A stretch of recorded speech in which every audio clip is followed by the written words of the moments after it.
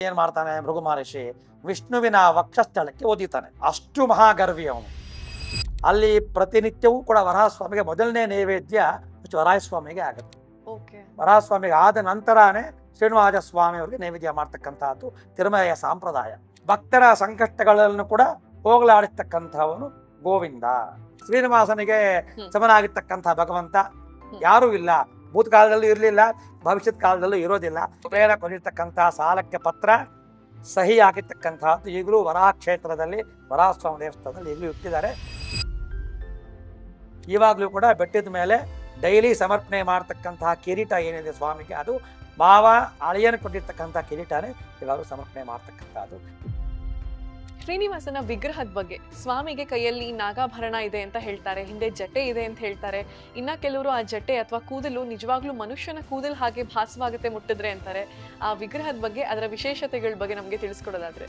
ಪಾದಗಳು ಬಹಳ ವಿಶಿಷ್ಟ. ಚಿಕ್ಕ ಮಗುವಿನ ಪಾದಗಳು ಹೇಗಿರುತ್ತೆ ಅದನ್ನ ನಾವು ಬನ್ನಂತ ಏನ್ ತಗೋತೀವಿ, ಕಂಪ್ರೆಸ್ ಮಾಡಿದಾಗ ಹೇಗೆ ಹೊಳಕ್ ಹೋಗುತ್ತೆ, ಆದ್ರೆ ಪಾದಗಳು ಮುಟ್ಟಿದ ಆತರ ಆಗುತ್ತೆ ಸ್ವಾಮಿಗೆ. ಶ್ರೀನಿವಾಸನ ಗಲ್ಲದ ಮೇಲೆ ಒಂದು ಬಿಳಿ ಚುಕ್ಕೆ ಇರುತ್ತೆ. ಈ ಚುಕ್ಕಿ ಯಾಕಿರುತ್ತೆ ಮತ್ತೆ ಇದ್ರ ಹಿಂದೆ ಒಂದು ಕಥೆ ಕೂಡ ಇದೆ ಅಂತ ಹೇಳ್ತಾರೆ, ಹೌದಾ? ಹೌದು. ಶ್ರೀನಿವಾಸನಿಗೆ ಬೆಟ್ಟದ ಮೇಲೆ ಇರ್ತಕ್ಕಂತಹದ್ದು ಪಚ್ಚಕರ್ಪೂರ ನಾಮ ಅಂತೀವಿ ನಾವು ಅದನ್ನು. ಲಲಾಟ ಫಲಕೆ ಕಸ್ತೂರಿ ತಿಲಕಂ ಅಂತ. ಅವನಿಗೆ ಬಿಸಿ ನೀರು ಸ್ನಾನ ಆ ತಿಂಗಳು ಪೂರ್ತಿ, ತಣ್ಣೀರಿಲ್ಲ. ಭೋಗ ಶ್ರೀನಿವಾಸ ಮತ್ತು ತಣ್ಣೀರಿಲ್ಲ ಸ್ನಾನ. ಆ ಕೃಷ್ಣನಿಗೆ ಮಾತ್ರ ಬಿಸಿನೀರು ಸ್ನಾನ. ಯಾಕೆ ಅಂತ. ನಮಸ್ಕಾರ, ನಾನು ಹಂಸ. ನೀವ್ ನೋಡ್ತಿದ್ದೀರಾ ಹಂಸ ವಸಿಷ್ಠ ಯೂಟ್ಯೂಬ್ ಚಾನೆಲ್. ಇದು ಹರಟೆ ವಿತ್ ಹಂಸ. ತಿರುಮಲ ತಿರುಪತಿಯ ದೇವಸ್ಥಾನ, ತಿರುಮಲ ತಿರುಪತಿಯ ಶ್ರೀನಿವಾಸ ವೆಂಕಟೇಶ್ವರ ನಮ್ಮಂತ ಎಷ್ಟೋ ಜನರಿಗೆ ಆರಾಧ್ಯ ದೈವ, ಕುಲದೈವ, ಮನೆ ದೇವ್ರು ಕೂಡ ಆಗಿರ್ತಾರೆ. ಈ ತಿರುಮಲ ಕ್ಷೇತ್ರದ ಇತಿಹಾಸ ಏನು, ಶ್ರೀನಿವಾಸನ ಸಾಕಷ್ಟು ವಿಚಾರಗಳನ್ನ ಇವತ್ತಿನ ಶ್ರೀನಿವಾಸನ ಸ್ಪೆಷಲ್ ಎಪಿಸೋಡ್ ಅಲ್ಲಿ ನಾವು ತಿಳ್ಕೊಳ್ತಿದೀವಿ. ಇದನ್ನೆಲ್ಲ ತಿಳಿಸ್ಕೊಡೋದಕ್ಕೆ ನಮ್ಮ ಬೆಂಗಳೂರಿನ ತಿರುಮಲ ತಿರುಪತಿ ದೇವಸ್ಥಾನ TTD ವಯಾಲಿಕಾವಲ್ ಮಲ್ಲೇಶ್ವರಂನ ಪ್ರಧಾನ ಅರ್ಚಕರಾಗಿರುವಂತ ವಿ ಶ್ರೀಕಾಂತ್ ಆಚಾರ್ಯ ಅವರು ನಮ್ ಜೊತೆನಲ್ಲಿದ್ದಾರೆ. ಅವರನ್ನ ಕಾರ್ಯಕ್ರಮಕ್ಕೆ ಸ್ವಾಗತಿಸೋಣ. ಸರ್, ಮೊದಲನೇದಾಗಿ ಮಹಾವಿಷ್ಣು ನಮ್ಮ ಭೂಲೋಕದಲ್ಲಿ ಶ್ರೀನಿವಾಸನ ಅವತಾರ ತಾಳಿದ್ಯಾಕೆ ಅಂತ. ಓಂ ನಮೋ ವೆಂಕಟೇಶಾಯ. ವೆಂಕಟಾದ್ರಿ ಸಮಂ ಸ್ಥಾನಂ ಬ್ರಹ್ಮಾಂಡೇ ನಾಸ್ತಿ ಕಿಂಚನ ವೆಂಕಟೇಶ ಸಮೋ ದೇವೋ ನ ಭೂತೋ ನ ಭವಿಷ್ಯತಿ ಎಂಬ ಶಾಸ್ತ್ರವಾಕ್ಯದಂತೆ ತಿರುಮಲೆಯಲ್ಲಿ ಮಹಾವಿಷ್ಣು ಸ್ವರೂಪನಾದಂತಹ ಶ್ರೀನಿವಾಸನು ಭೂಲೋಕಕ್ಕೆ ಬಂದು ತಿರುಮಲ ಕ್ಷೇತ್ರದಲ್ಲಿ ಈ ಭಕ್ತರ ಸಂಕಟವನ್ನು ಹೋಗಲಾಡಿಸೋದಕ್ಕೆ ಶಿಲಾರೂಪವನ್ನು, ಸಾಲಿಗ್ರಾಮ ಶಿಲಾರೂಪವನ್ನು ತಾಳಿ ಅವತಾರ ಎತ್ತಬೇಕು ಅಂತ ಸಂಕಲ್ಪ ಮಾಡ್ತಾನೆ. ಆ ನಿಟ್ಟಿನಲ್ಲಿ ಕೃತತ್ರೇತಾದ್ವಾಪರ ಯುಗಗಳಲ್ಲಿ ಸ್ವಾಮಿಯು ತನಗೂ ತಾನಾಗಿಯೇ ಬಂದು ರಾಕ್ಷಸ ಸಂಹಾರ ಮಾಡಿ ಭಕ್ತರನ್ನ ರಕ್ಷಣೆ ಮಾಡೋದಕ್ಕೋಸ್ಕರ ಕೃತಯುಗದಲ್ಲಿ ನರಸಿಂಹನಾಗಿ, ತ್ರೇತಾಯುಗದಲ್ಲಿ ರಾಮನಾಗಿ, ದ್ವಾಪರ ಯುಗದಲ್ಲಿ ಕೃಷ್ಣನಾಗಿ ಒಂದು ಅವತಾರ ಎತ್ತಾನೆ. ಆದರೆ ಭೂಲೋಕದಲ್ಲಿ ಯುಗ ಧರ್ಮ ಅಂತ ಏನಿದೆ, ಆ ಧರ್ಮಕ್ಕೆ ಅನುಗುಣವಾಗಿ ತಾನಾಗಿಯೇ ಬಂದ್ರೆ ಇಲ್ಲಿ ಅವನು ಬೇಕಾಗಿರ್ತಕ್ಕಂತಹ ಸ್ಥಾನಮಾನಗಳು ಸಿಗದಿಲ್ಲ ಅಂತ ಯೋಚನೆ ಮಾಡಿ ಶಿಲಾರೂಪವನ್ನ ತಾಳಬೇಕು ಅಂತ ಸಂಕಲ್ಪ ಮಾಡ್ತಾನೆ. ಆಗೇನಾಗುತ್ತೆ ಅಂದ್ರೆ ವೈಕುಂಠದಲ್ಲಿ ಮಹಾವಿಷ್ಣುವು ಲಕ್ಷ್ಮೀನಾರಾಯಣನಾಗಿ ಕ್ಷೀರಸಾಗರದಲ್ಲಿ ಆದಿಶೇಷದ ಮೇಲೆ ಮಲಗಿರ್ತಾನೆ. ಭೂಲೋಕದಲ್ಲಿ ಭೃಗು ಮಹರ್ಷಿ ಅಂತ ಮಹರ್ಷಿ ಇರ್ತಾನೆ. ಆ ಮಹರ್ಷಿ ಮಹಾ ತಪೋನಿಷ್ಠ, ಹಾಗೆ ಮಹಾ ಗರ್ವಿ ಕೂಡ. ಯಾಕೆ ಅಂತಂದ್ರೆ ಅವನ ಕಾಲಲ್ಲಿ 3ನೇ ಕಣ್ಣಿರತ್ತೆ. ಆ ಕಣ್ಣಿನಿಂದ ಇಡೀ ಬ್ರಹ್ಮಾಂಡವನ್ನ ನೋಡ್ತಾ ಇರ್ತಾನೆ. ನನಗೇ 3ನೇ ಕಣ್ಣಿರ್ತಕ್ಕಂತಹದ್ದು, ನನಗಿಂತ ಮಿಗಿಲಾದವನು ಯಾರೂ ಇಲ್ಲ, ದೇವರಿಗಿಂತ ನಾನು ದೊಡ್ಡವನು ಅಂತ ಮಹಾ ಗರ್ವದಲ್ಲಿ ಮೆರಿತಾ ಇರ್ತಾನೆ. ಅಂಥವನು ತಪಸ್ಸು ಮಾಡ್ತಾ ಮಾಡ್ತಾ ಮಾಡ್ತಾ ಕೈಲಾಸಕ್ಕೆ ಬರ್ತಾನೆ. ಕೈಲಾಸದಲ್ಲಿ ಪಾರ್ವತಿ ಪರಮೇಶ್ವರರು ನಾಟ್ಯ ಮಾಡ್ತಾ ಇರ್ತಾರೆ. ಅವ್ರು ನಾಟ್ಯ ಅಂದ್ರೆ ಮಹಾ ಇಷ್ಟ ಅವ್ರಿಗೆ. ಅವರಿಬ್ಬರು ರಮಣೀಯವಾಗಿ ನಾಟ್ಯ ಮಾಡ್ತಾ ಇರ್ತಾರೆ. ಇವನು ಬಂದು ಪರಮೇಶ್ವರ ಪಾರ್ವತಿಯನ್ನ ಪ್ರಾರ್ಥನೆ ಮಾಡ್ತಾನೆ. ಮಾಡಿದಾಗ ಅವನು ಗಮನಿಸೋದಿಲ್ಲ ಈಶ್ವರ. ಇವನಿಗೆ ಮಹಾಕೋಪ ಬರುತ್ತೆ. ಸರಿ, ಹಾಗೆ ಮುಂದಕ್ಕೆ ಸಾಕ್ತಾನೆ. ಸಾಕ್ತಾ ಸಾಕ್ತಾ ಬ್ರಹ್ಮಲೋಕಕ್ಕೆ ಬರ್ತಾನೆ. ಬ್ರಹ್ಮಲೋಕದಲ್ಲಿ ಬ್ರಹ್ಮ ಸರಸ್ವತಿ ಇರ್ತಾರೆ. ಬ್ರಹ್ಮನು ಯಥಾವಿಧಿಯಾಗಿ ಅವನ ಕಾರ್ಯ ಸೃಷ್ಟಿ ಮಾಡ್ತಕ್ಕಂತಹದ್ದು, ಸೃಷ್ಟಿ ಕಾರ್ಯದಲ್ಲಿ ಸೃಷ್ಟಿ ಮಾಡ್ತಾ ಇರ್ತಾನೆ. ಸರಸ್ವತಿ ಅಂತಕ್ಕಂಥ ಅವರು ವೀಣೆ ನುಡಿಸ್ತಾ ಇರ್ತಾರೆ. ಇಬ್ರು ಮಾತಾಡ್ತಾ ಇರ್ತಾರೆ. ಇವನು ಬಂದು ಚತುರ್ಮುಖ, ಹೇ ಚತುರ್ಮುಖ ವಾಗೀಶ, ಸರಸ್ವತಿ ಅಂತ ಬಹಳ ಪ್ರಾರ್ಥನೆ ಮಾಡ್ತಾನೆ. ಆದರೂ ಅವರಿಬ್ಬರು ಅವರೇ ಅದೇ ಆದಂತಹ ಕಲಿತಲ್ಲಿ ಮಗ್ನರಾಗಿರೋದ್ರಿಂದ ಕೇಳಿಸೋದಿಲ್ಲ. ಬಹಳ ಅವಮಾನ ಆಗೋಗುತ್ತೆ, ಬಹಳ ಕೆಟ್ಟು ಕೋಪ ಬರುತ್ತೆ ಇವನಿಗೆ.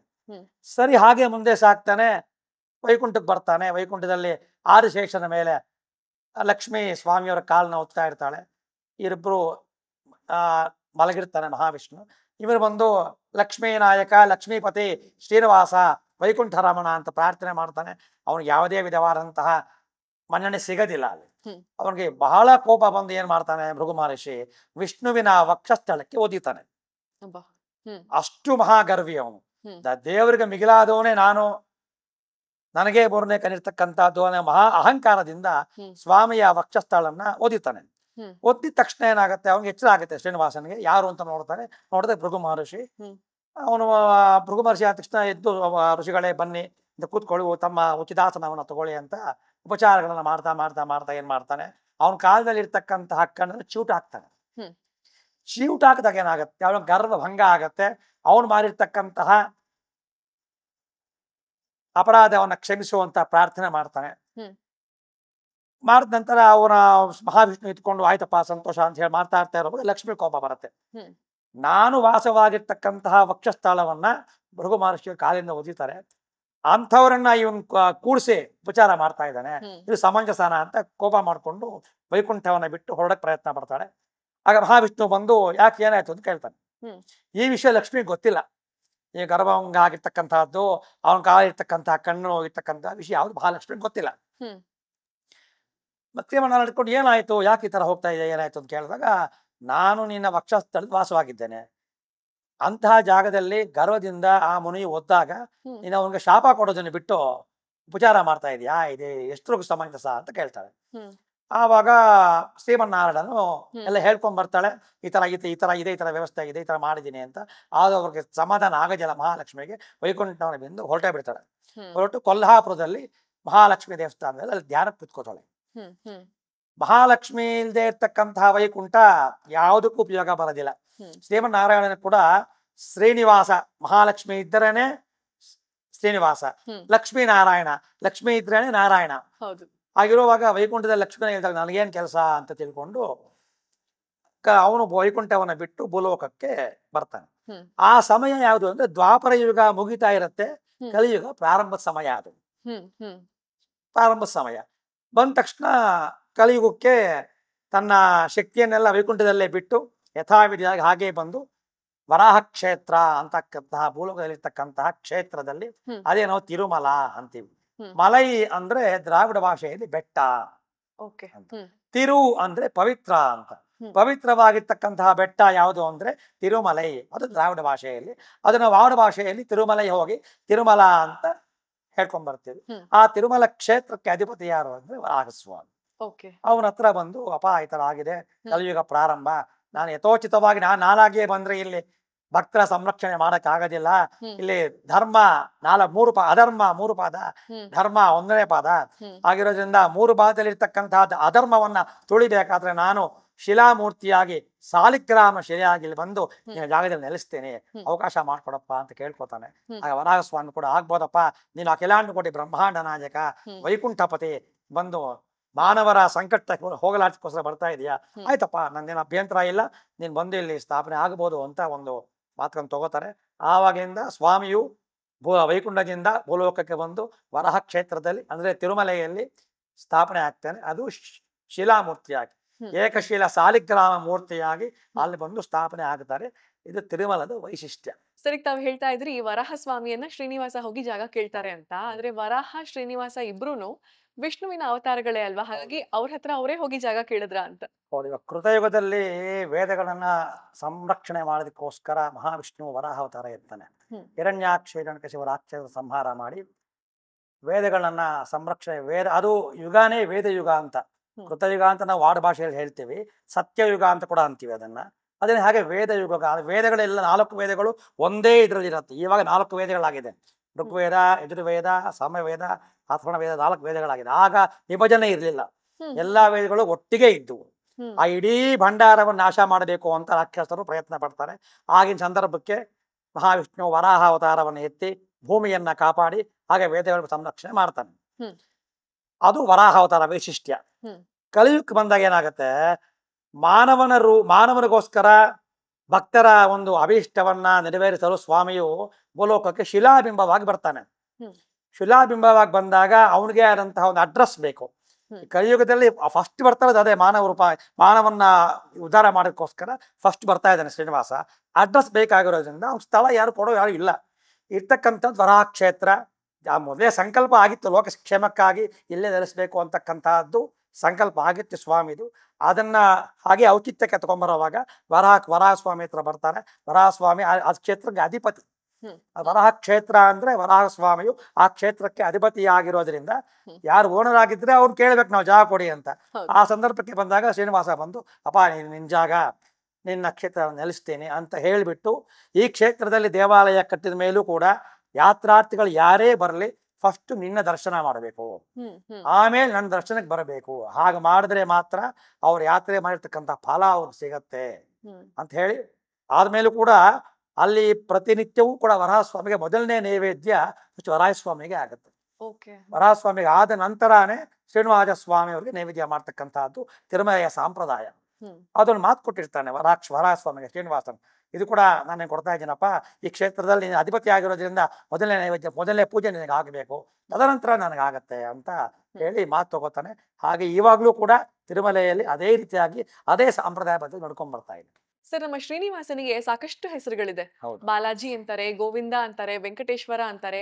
ಈ ಎಲ್ಲಾ ಹೆಸರುಗಳಿಗೆ ಅರ್ಥ, ಅದ್ರ ಹಿಂದೆ ಏನಾದ್ರು ಒಂದು ಕಥೆ ಇದೆಯಾ ಅಂತ? ಖಂಡಿತವಾಗ್ಲೂ ಇದೆ. ಇವಾಗ ಶ್ರೀನಿವಾಸನಿಗೆ ಸಹಸ್ರನಾಮಗಳಿದೆ.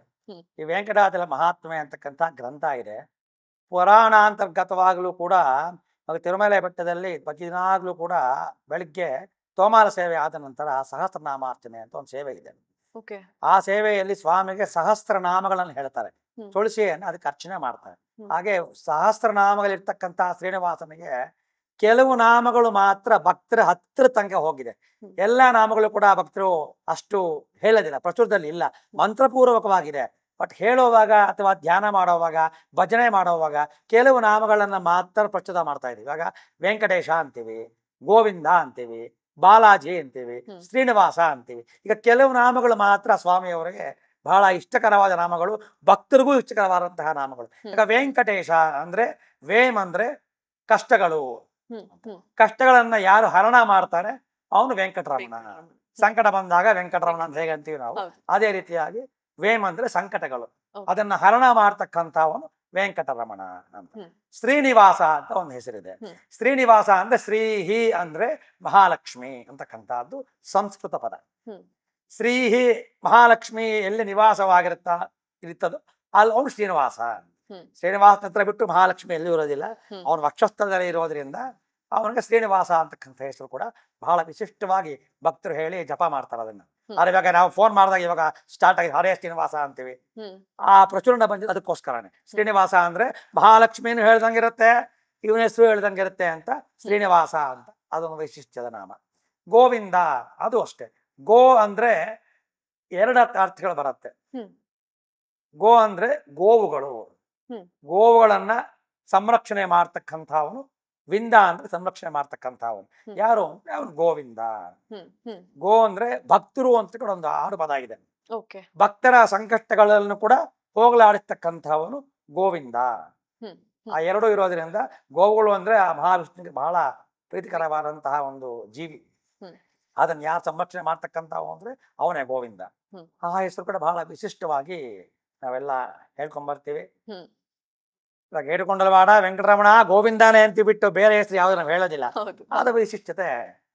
ಬಾಲಾಜಿ ಅಂತಕ್ಕಂಥದ್ದು ಪುರಾಣ ಅಂತರ್ಗತವಾಗಿ ಎಲ್ಲೂ ಬಂದಿಲ್ಲ. ಅದು ಆತಿರಾಮ್ ಬಾವಾಜಿ ಅಂತಕ್ಕಂಥ ಒಬ್ಬ ಭಕ್ತ ಇದ್ದ.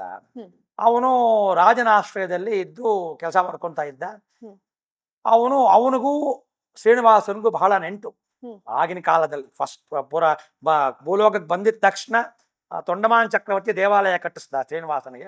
ಆಗಿನ ಕಾಲದಲ್ಲಿ ಆತಿರಾಮ್ ಬಾವಾಜಿ ಅಂತಕ್ಕಂತಹ, ಇವಾಗಲೂ ಹಾತಿರಾದ ಮಠ ಅಂತ ಇದೆ ಬೆಟ್ಟದ ಮೇಲೆ, ಸಾಹಸ ದೀಪಾಲಂಕಾರ ಸೇವೆ ಮಾಡ್ತೀವಿ, ಅದ್ರ ಪಕ್ಕದಲ್ಲೇ ಆತಿರಾಮ್ ಬಾವಾಜಿ ಮಠ ಅಂತ ಕೂಡ ಇದೆ ಬೆಟ್ಟದ ಮೇಲೆ. ಅವನು ಮಹಾನ್ ಭಕ್ತ.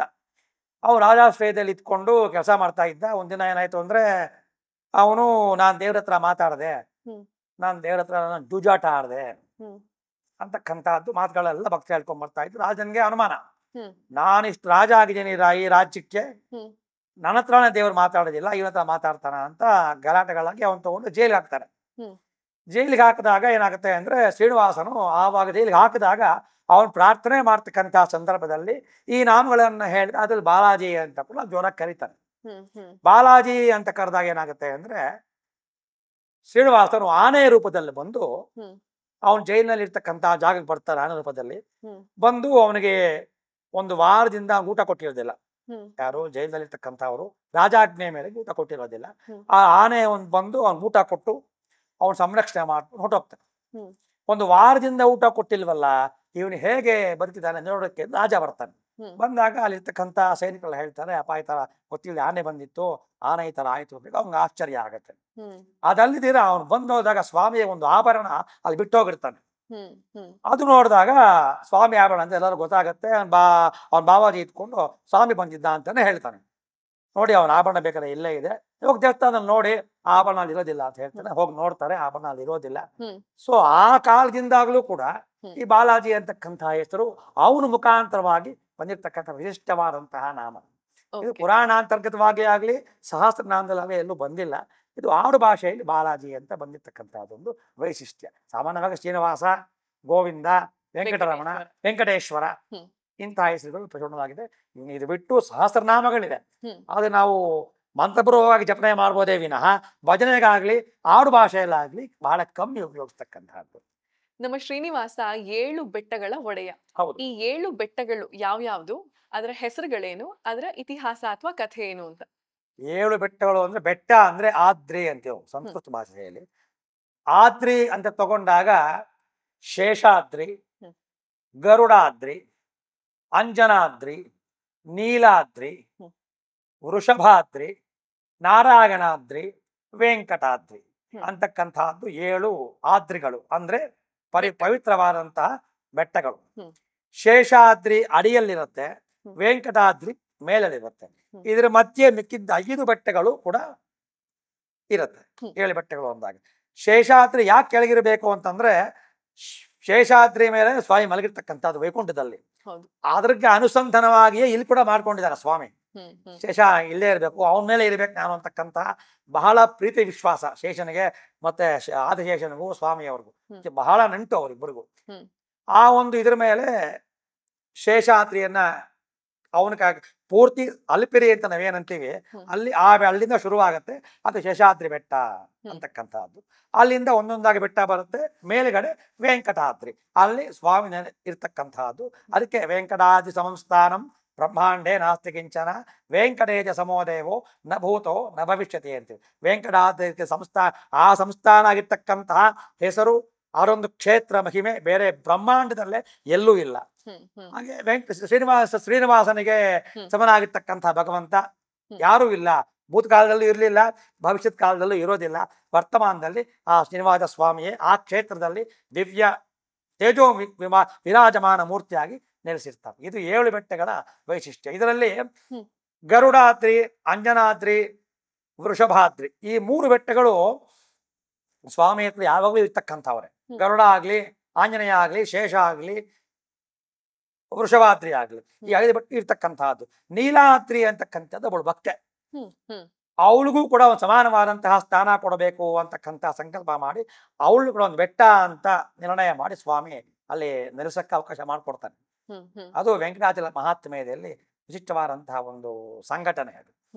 ನೀಲಾದ್ರಿ ಅಂತಕ್ಕಂಥ, ನಾರಾಯಣಾದ್ರಿ ಅಂತಕ್ಕಂಥದ್ದು ಸ್ವಯಂ ವ್ಯಕ್ತ ಆಗತಕ್ಕಂಥ ಸ್ವಾಮಿ. ವೆಂಕಟಾದ್ರಿ ಅವನು ನೆಲೆಸತಕ್ಕಂತಹ ಕ್ಷೇತ್ರ. ಇದು 7 ಬೆಟ್ಟಗಳ ವೈಶಿಷ್ಟ್ಯ. ಕಲಿಯುಗದಲ್ಲಿ ಶ್ರೀನಿವಾಸನಿಗೆ ಬಕುಳಾದೇವಿ ತಾಯಿ ಆಗ್ತಾರೆ. ಈ ಬಕುಳಾದೇವಿಯವರ ಬಗ್ಗೆ, ಅವರು ಹೇಗೆ ಶ್ರೀನಿವಾಸನಿಗೆ ತಾಯಿ ಆಗ್ತಾರೆ ಅನ್ನೋದ್ರ ಬಗ್ಗೆ. ಇದು ತ್ರೇತಾಯುಗಕ್ಕೂ ಕಲಿಯುಗಕ್ಕೂ ಇರ್ತಕ್ಕಂತಹ ನಂಟು. ತ್ರೇತಾಯುಗದಲ್ಲಿ ಶಬರಿ ಅಂತಕ್ಕಂಥ ಮಹಾಭಕ್ತಿ ಇರ್ತಾಳೆ. ಹೌದು. ಅವಳು ರಾಮನಿಗೋಸ್ಕರ ಬಹಳ ತಪಸ್ಸು ಮಾಡಿ ಕಾದು ನೋಡ್ಲೇಬೇಕು ಅಂತ ತುಂಬಾ ಹಣ್ಣು ಮುದುಕಿ ಅವಳು. 99 ವರ್ಷ ಆಗಿದ್ರು ಕೂಡ ರಾಮನ ನೋಡ್ಲೇಬೇಕು ಅಂತ ಸಂಕಲ್ಪ ಮಾಡಿಕೊಂಡು ಅರಣ್ಯದಲ್ಲಿ ಇರ್ತಾಳೆ. ರಾಮ ವನವಾಸಕ್ಕೆ ಬಂದಾಗ ಶಬರಿ ಅಂತಕ್ಕಂಥ ಭಕ್ತೆ ಸಿಗ್ತಾಳೆ. ಅವಳು ಎಂಜಲ್ ಹಣ್ಣನ್ನ ರಾಮ ತಿಂತಾನೆ. ತಿಂದಾದ ನಂತರ ಶಬರಿ ಹೇಳ್ತಾಳೆ ರಾಮನಿಗೆ, ಅಪ್ಪ ನಾನು ಸೀತಾ ಕಲ್ಯಾಣ ನೋಡ್ಲಿಲ್ಲ, ಇನ್ನೊಂದ್ಸಲಿ ಕಲ್ಯಾಣ ನಂಗೆ ನೋಡ್ಬೇಕು ಅನಿಸ್ತಾ ಇದೆ ಅಂತ ಹೇಳ್ತಾಳೆ. ಆಗ ರಾಮ ಎತ್ಕೊಂಡು, ಅಪ್ಪ ಇದು ತ್ರೇತಾಯುಗ, ಧರ್ಮ ಸಂಸ್ಥಾಪನಾರ್ಥಕ್ಕಾಗಿ ನಾವು ಏಕಪತ್ನಿ ವ್ರತಸ್ಥ ಯುಗದಲ್ಲಿ ಇನ್ನೊಂದು ಮದುವೆ ಮಾಡ್ಕೊಳ್ಳೋದಕ್ಕೆ ನಂಗೆ ಅವಕಾಶ ಇಲ್ಲ. ಅದಕ್ಕೆ ಆದಂತಹ ಕಲಿಯುಗ ಅಂತಕ್ಕಂತಹ ಯುಗ ಬರುತ್ತೆ. ಆ ಯುಗದಲ್ಲಿ ಸಂದರ್ಭ ಅದಕ್ಕೆ ಅಂತ ಬರುತ್ತೆ. ಆ ಯುಗದಲ್ಲಿ ಈ ಒಂದು ನೀನು ಆಸೆಯನ್ನು ತೀರಿಸ್ತೀನಿ ಅಂತ ಹೇಳಿ ಹೊರಟೋಗ್ತಾನೆ. ಅಲ್ಲಿಗೆ ರಾಮ ಸಮಾಪ್ತಿ ಆಗೋಗುತ್ತೆ. ಅದು ಮುಂದಿನ ಕಥೆ, ರಾಮಾವತಾರ ಕಥೆ. ಅದೇ ಶಬರಿನೇ ಈ ಭೂಲೋಕದಲ್ಲಿ ವಕುಳಾದೇವಿ ಅಂತಕ್ಕಂಥ ಜನ್ಮ ಎತ್ತಾಳೆ. ಜನ್ಮ ಎತ್ತಿ ತಿರುಮಲದಲ್ಲಿ ಶ್ರೀನಿವಾಸ ಬರ್ತಾನೆ ಅಂತ ಕಾದು ಕುಳಿತಿರ್ತಾಳೆ. ಭೂಲೋಕಕ್ಕೆ ಶ್ರೀನಿವಾಸ ಬರ್ತಾನೆ. ಬಂದಾಗ ಪದ್ಮಾವತಿ ಪರಿಣಯ ಅಂತಕ್ಕಂಥ ಒಂದು ಸಂಘಟನೆಯಲ್ಲಿ ಪದ್ಮಾವತಿಯನ್ನು ಶ್ರೀನಿವಾಸ ಮದುವೆ ಆಗ್ತಾನೆ. ಮದುವೆ ಆದಾಗ ವಕುಳ ಮಾತೆಯಲ್ಲ ಜೊತೆ ಇದ್ದು ಮದುವೆ ಕಲ್ಯಾಣ ಶ್ರೀನಿವಾಸ ಕಲ್ಯಾಣ ಮಾಡಿಸ್ತಾರೆ. ಇವಾಗ್ಲೂ ಕೂಡ ಬೆಟ್ಟದ ಮೇಲೆ ಶ್ರೀವಾರಿ ಪೋಟು ಅಂತ ಇದೆ. ಆ ಪೋಟಿನಲ್ಲಿ ತ್ರೇತಾಯುಗದಲ್ಲಿ ಶಬರಿಗೂ ರಾಮನಿಗೂ ಬರೀ ಭಕ್ತೆ ಅಂತ ಮಾತ್ರ ನಂಟಿತ್ತು. ಬಟ್ ಕಲಿಯುಗದಲ್ಲಿ ಹಂಗೆ ಆಗ್ಲಿಲ್ಲ.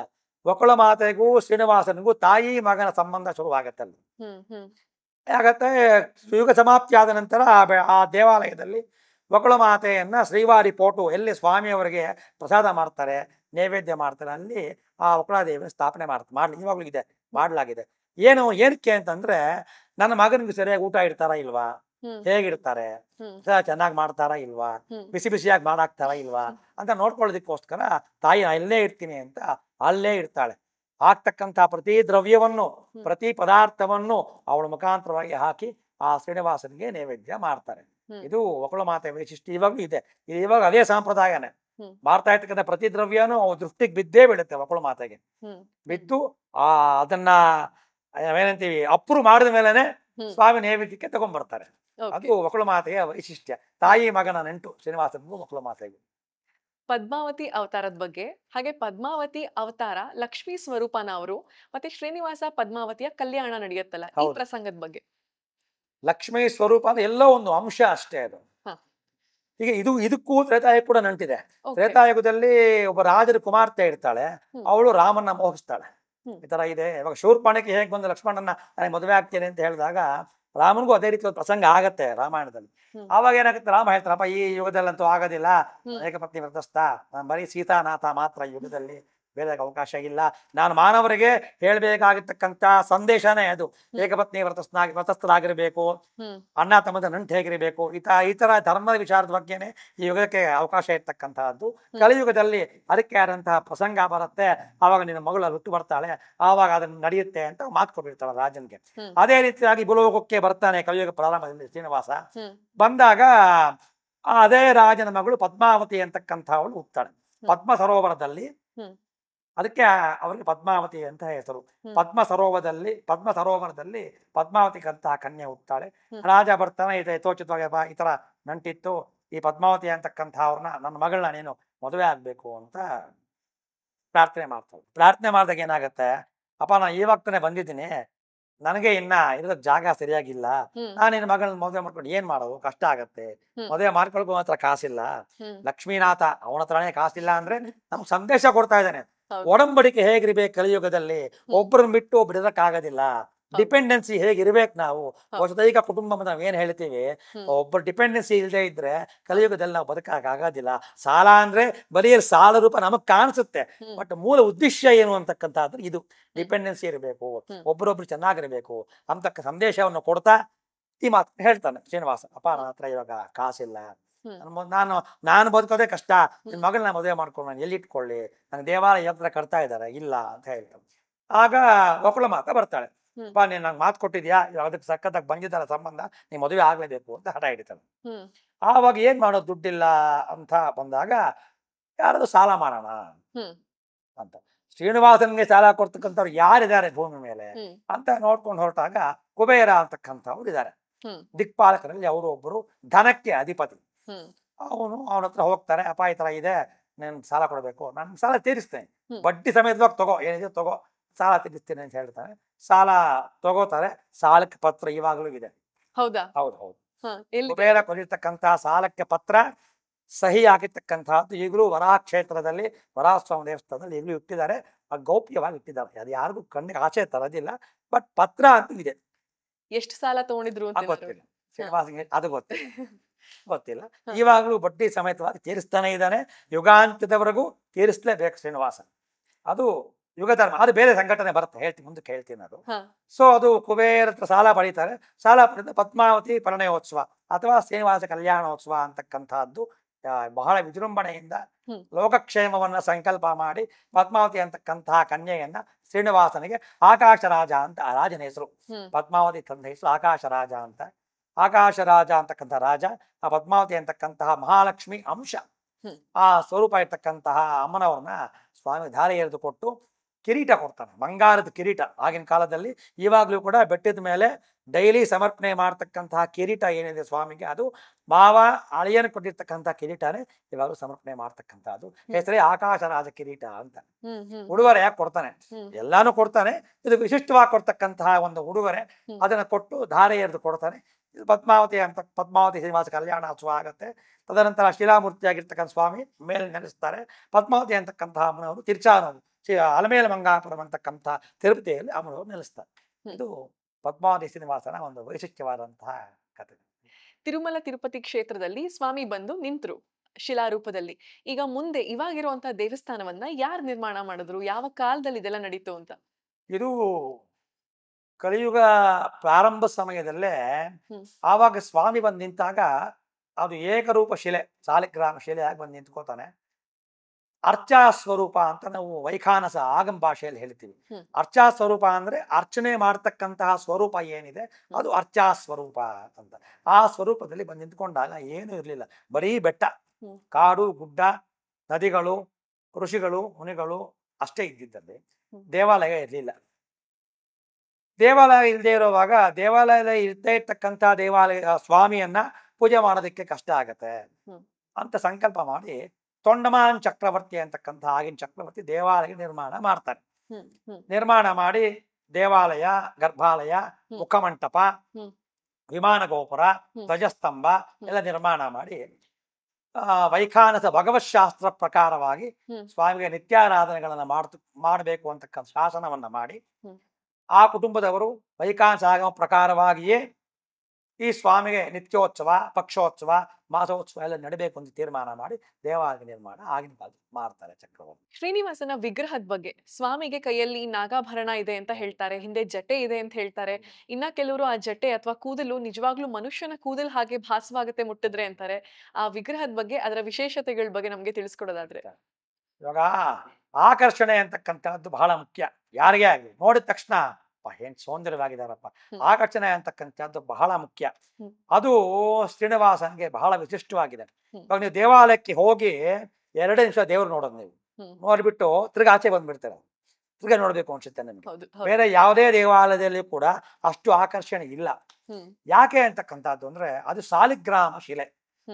ಸಾಲಿಗ್ರಾಮ ಅಂತಕ್ಕಂಥದ್ದು ಎಲ್ಲಿರುತ್ತೋ ಅಲ್ಲಿ ವಿಶೇಷವಾಗಿರ್ತಕ್ಕಂತಹ ಶಕ್ತಿ, ಒಂದು ಪಾಸಿಟಿವ್ ಎನರ್ಜಿ ಏನಿದೆ ಬಹಳ ವಿಶಿಷ್ಟವಾಗಿ ಸಮೃದ್ಧಿ ಆಗಿರತ್ತೆ. ಜನರ ಆಕರ್ಷಣೆ ಆಗ್ಲಿ ಅಥವಾ ಧನದ ಆಕರ್ಷಣೆ ಆಗ್ಲಿ ಎರಡೂ ಕೂಡ ವಿಶಿಷ್ಟವಾಗಿದೆ ಆ ಕ್ಷೇತ್ರದಲ್ಲಿ. ಸ್ವಾಮಿ ಬಂದಾಗ 9 ಕಾಲು ಅಡಿ ವಿಗ್ರಹ, ಅದು 9.5 feet ಸ್ವಾಮಿ ಇರ್ತಕ್ಕಂಥ ಎತ್ತರ. ಕಿರೀಟ ಇಟ್ರೆ ಇನ್ನೂ ಜಾಸ್ತಿ ಕಾಣಿಸುತ್ತೆ. ಬರೀ ಏಕಮೂರ್ತಿ ಶಿಲೆಯಾಗಿ ನೋಡಿದ್ರೆ 9 ಕಾಲು ಅಡಿ ಬರ್ತಾನೆ ಸ್ವಾಮಿ. ಆಕ್ಚುಲಿ ನಾವು ಅಲಂಕಾರ ಮಾಡಿದಾಗ ಅಗಲವಾಗಿ ಕಾಣುತ್ತಾನೆ ಸ್ವಾಮಿ, ಬಟ್ ಶಿಲೆಯಾಗಿ ನೋಡಿದ್ರೆ ಬಹಳ ಸಣ್ಣದಾಗಿರ್ತಕ್ಕಂಥದ್ದು ಸ್ವಾಮಿ.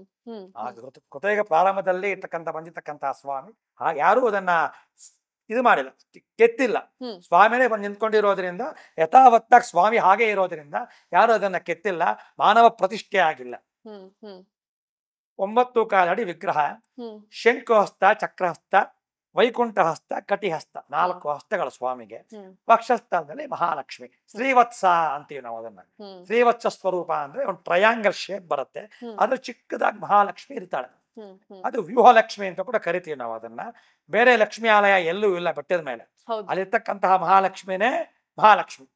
ಅದು ವಿಶೇಷತೆ. 4 ಹಸ್ತಗಳಿರುತ್ತೆ. ಇದು ಶಂಕುಹಸ್ತ, ಚಕ್ರಹಸ್ತ ಅಂತೀವಿ ನಾವು. ಆಕ್ಚುಲಿ ಶಂಕುಹಸ್ತ, ಚಕ್ರಹಸ್ತದಲ್ಲಿ ಬರೀ ಹಸ್ತಗಳು ಮಾತ್ರ ಆಗಿದೆ, ಆಯುಧಗಳಿಲ್ಲ. ಆ ಆಯುಧಗಳನ್ನ ತೊಂಡಮಾನ್ ಚಕ್ರವರ್ತಿ ದೇವಾಲಯ ನಿರ್ಮಾಣ ಮಾಡಿದಾಗ ಅವನು ಕೇಳ್ತಾರೆ, ವರ ಏನ್ ಬೇಕು ಅಂತ ಕೇಳಿದಾಗ ನಂಗೆ ಅದು ಕೊಡಪ್ಪ ಅಂತ ಕೇಳ್ತಾನೆ. ಒಬ್ಬ ಕೊಟ್ಬಿಡ್ತಾನೆ ಶ್ರೀನಿವಾಸ. ಹ್ಮ್. ಭಕ್ತರು ಏನ್ ಕೇಳಿದ್ರೆ ಕೊಡೋದಕ್ಕೆ ಅವನಿರೋದು, ಕೊಟ್ಬಿಡ್ತಾನೆ. ಹ್ಮ್. ನಿಂತ್ಕೊಂಡಾಗ ಬರೀ ಈ ತರ ಸ್ಕ್ರಿಪ್ಟ್ ಮಾತ್ರ ಇದೆ, ಹ್ಮ್. ಆಯುಧಗಳಿಲ್ಲ.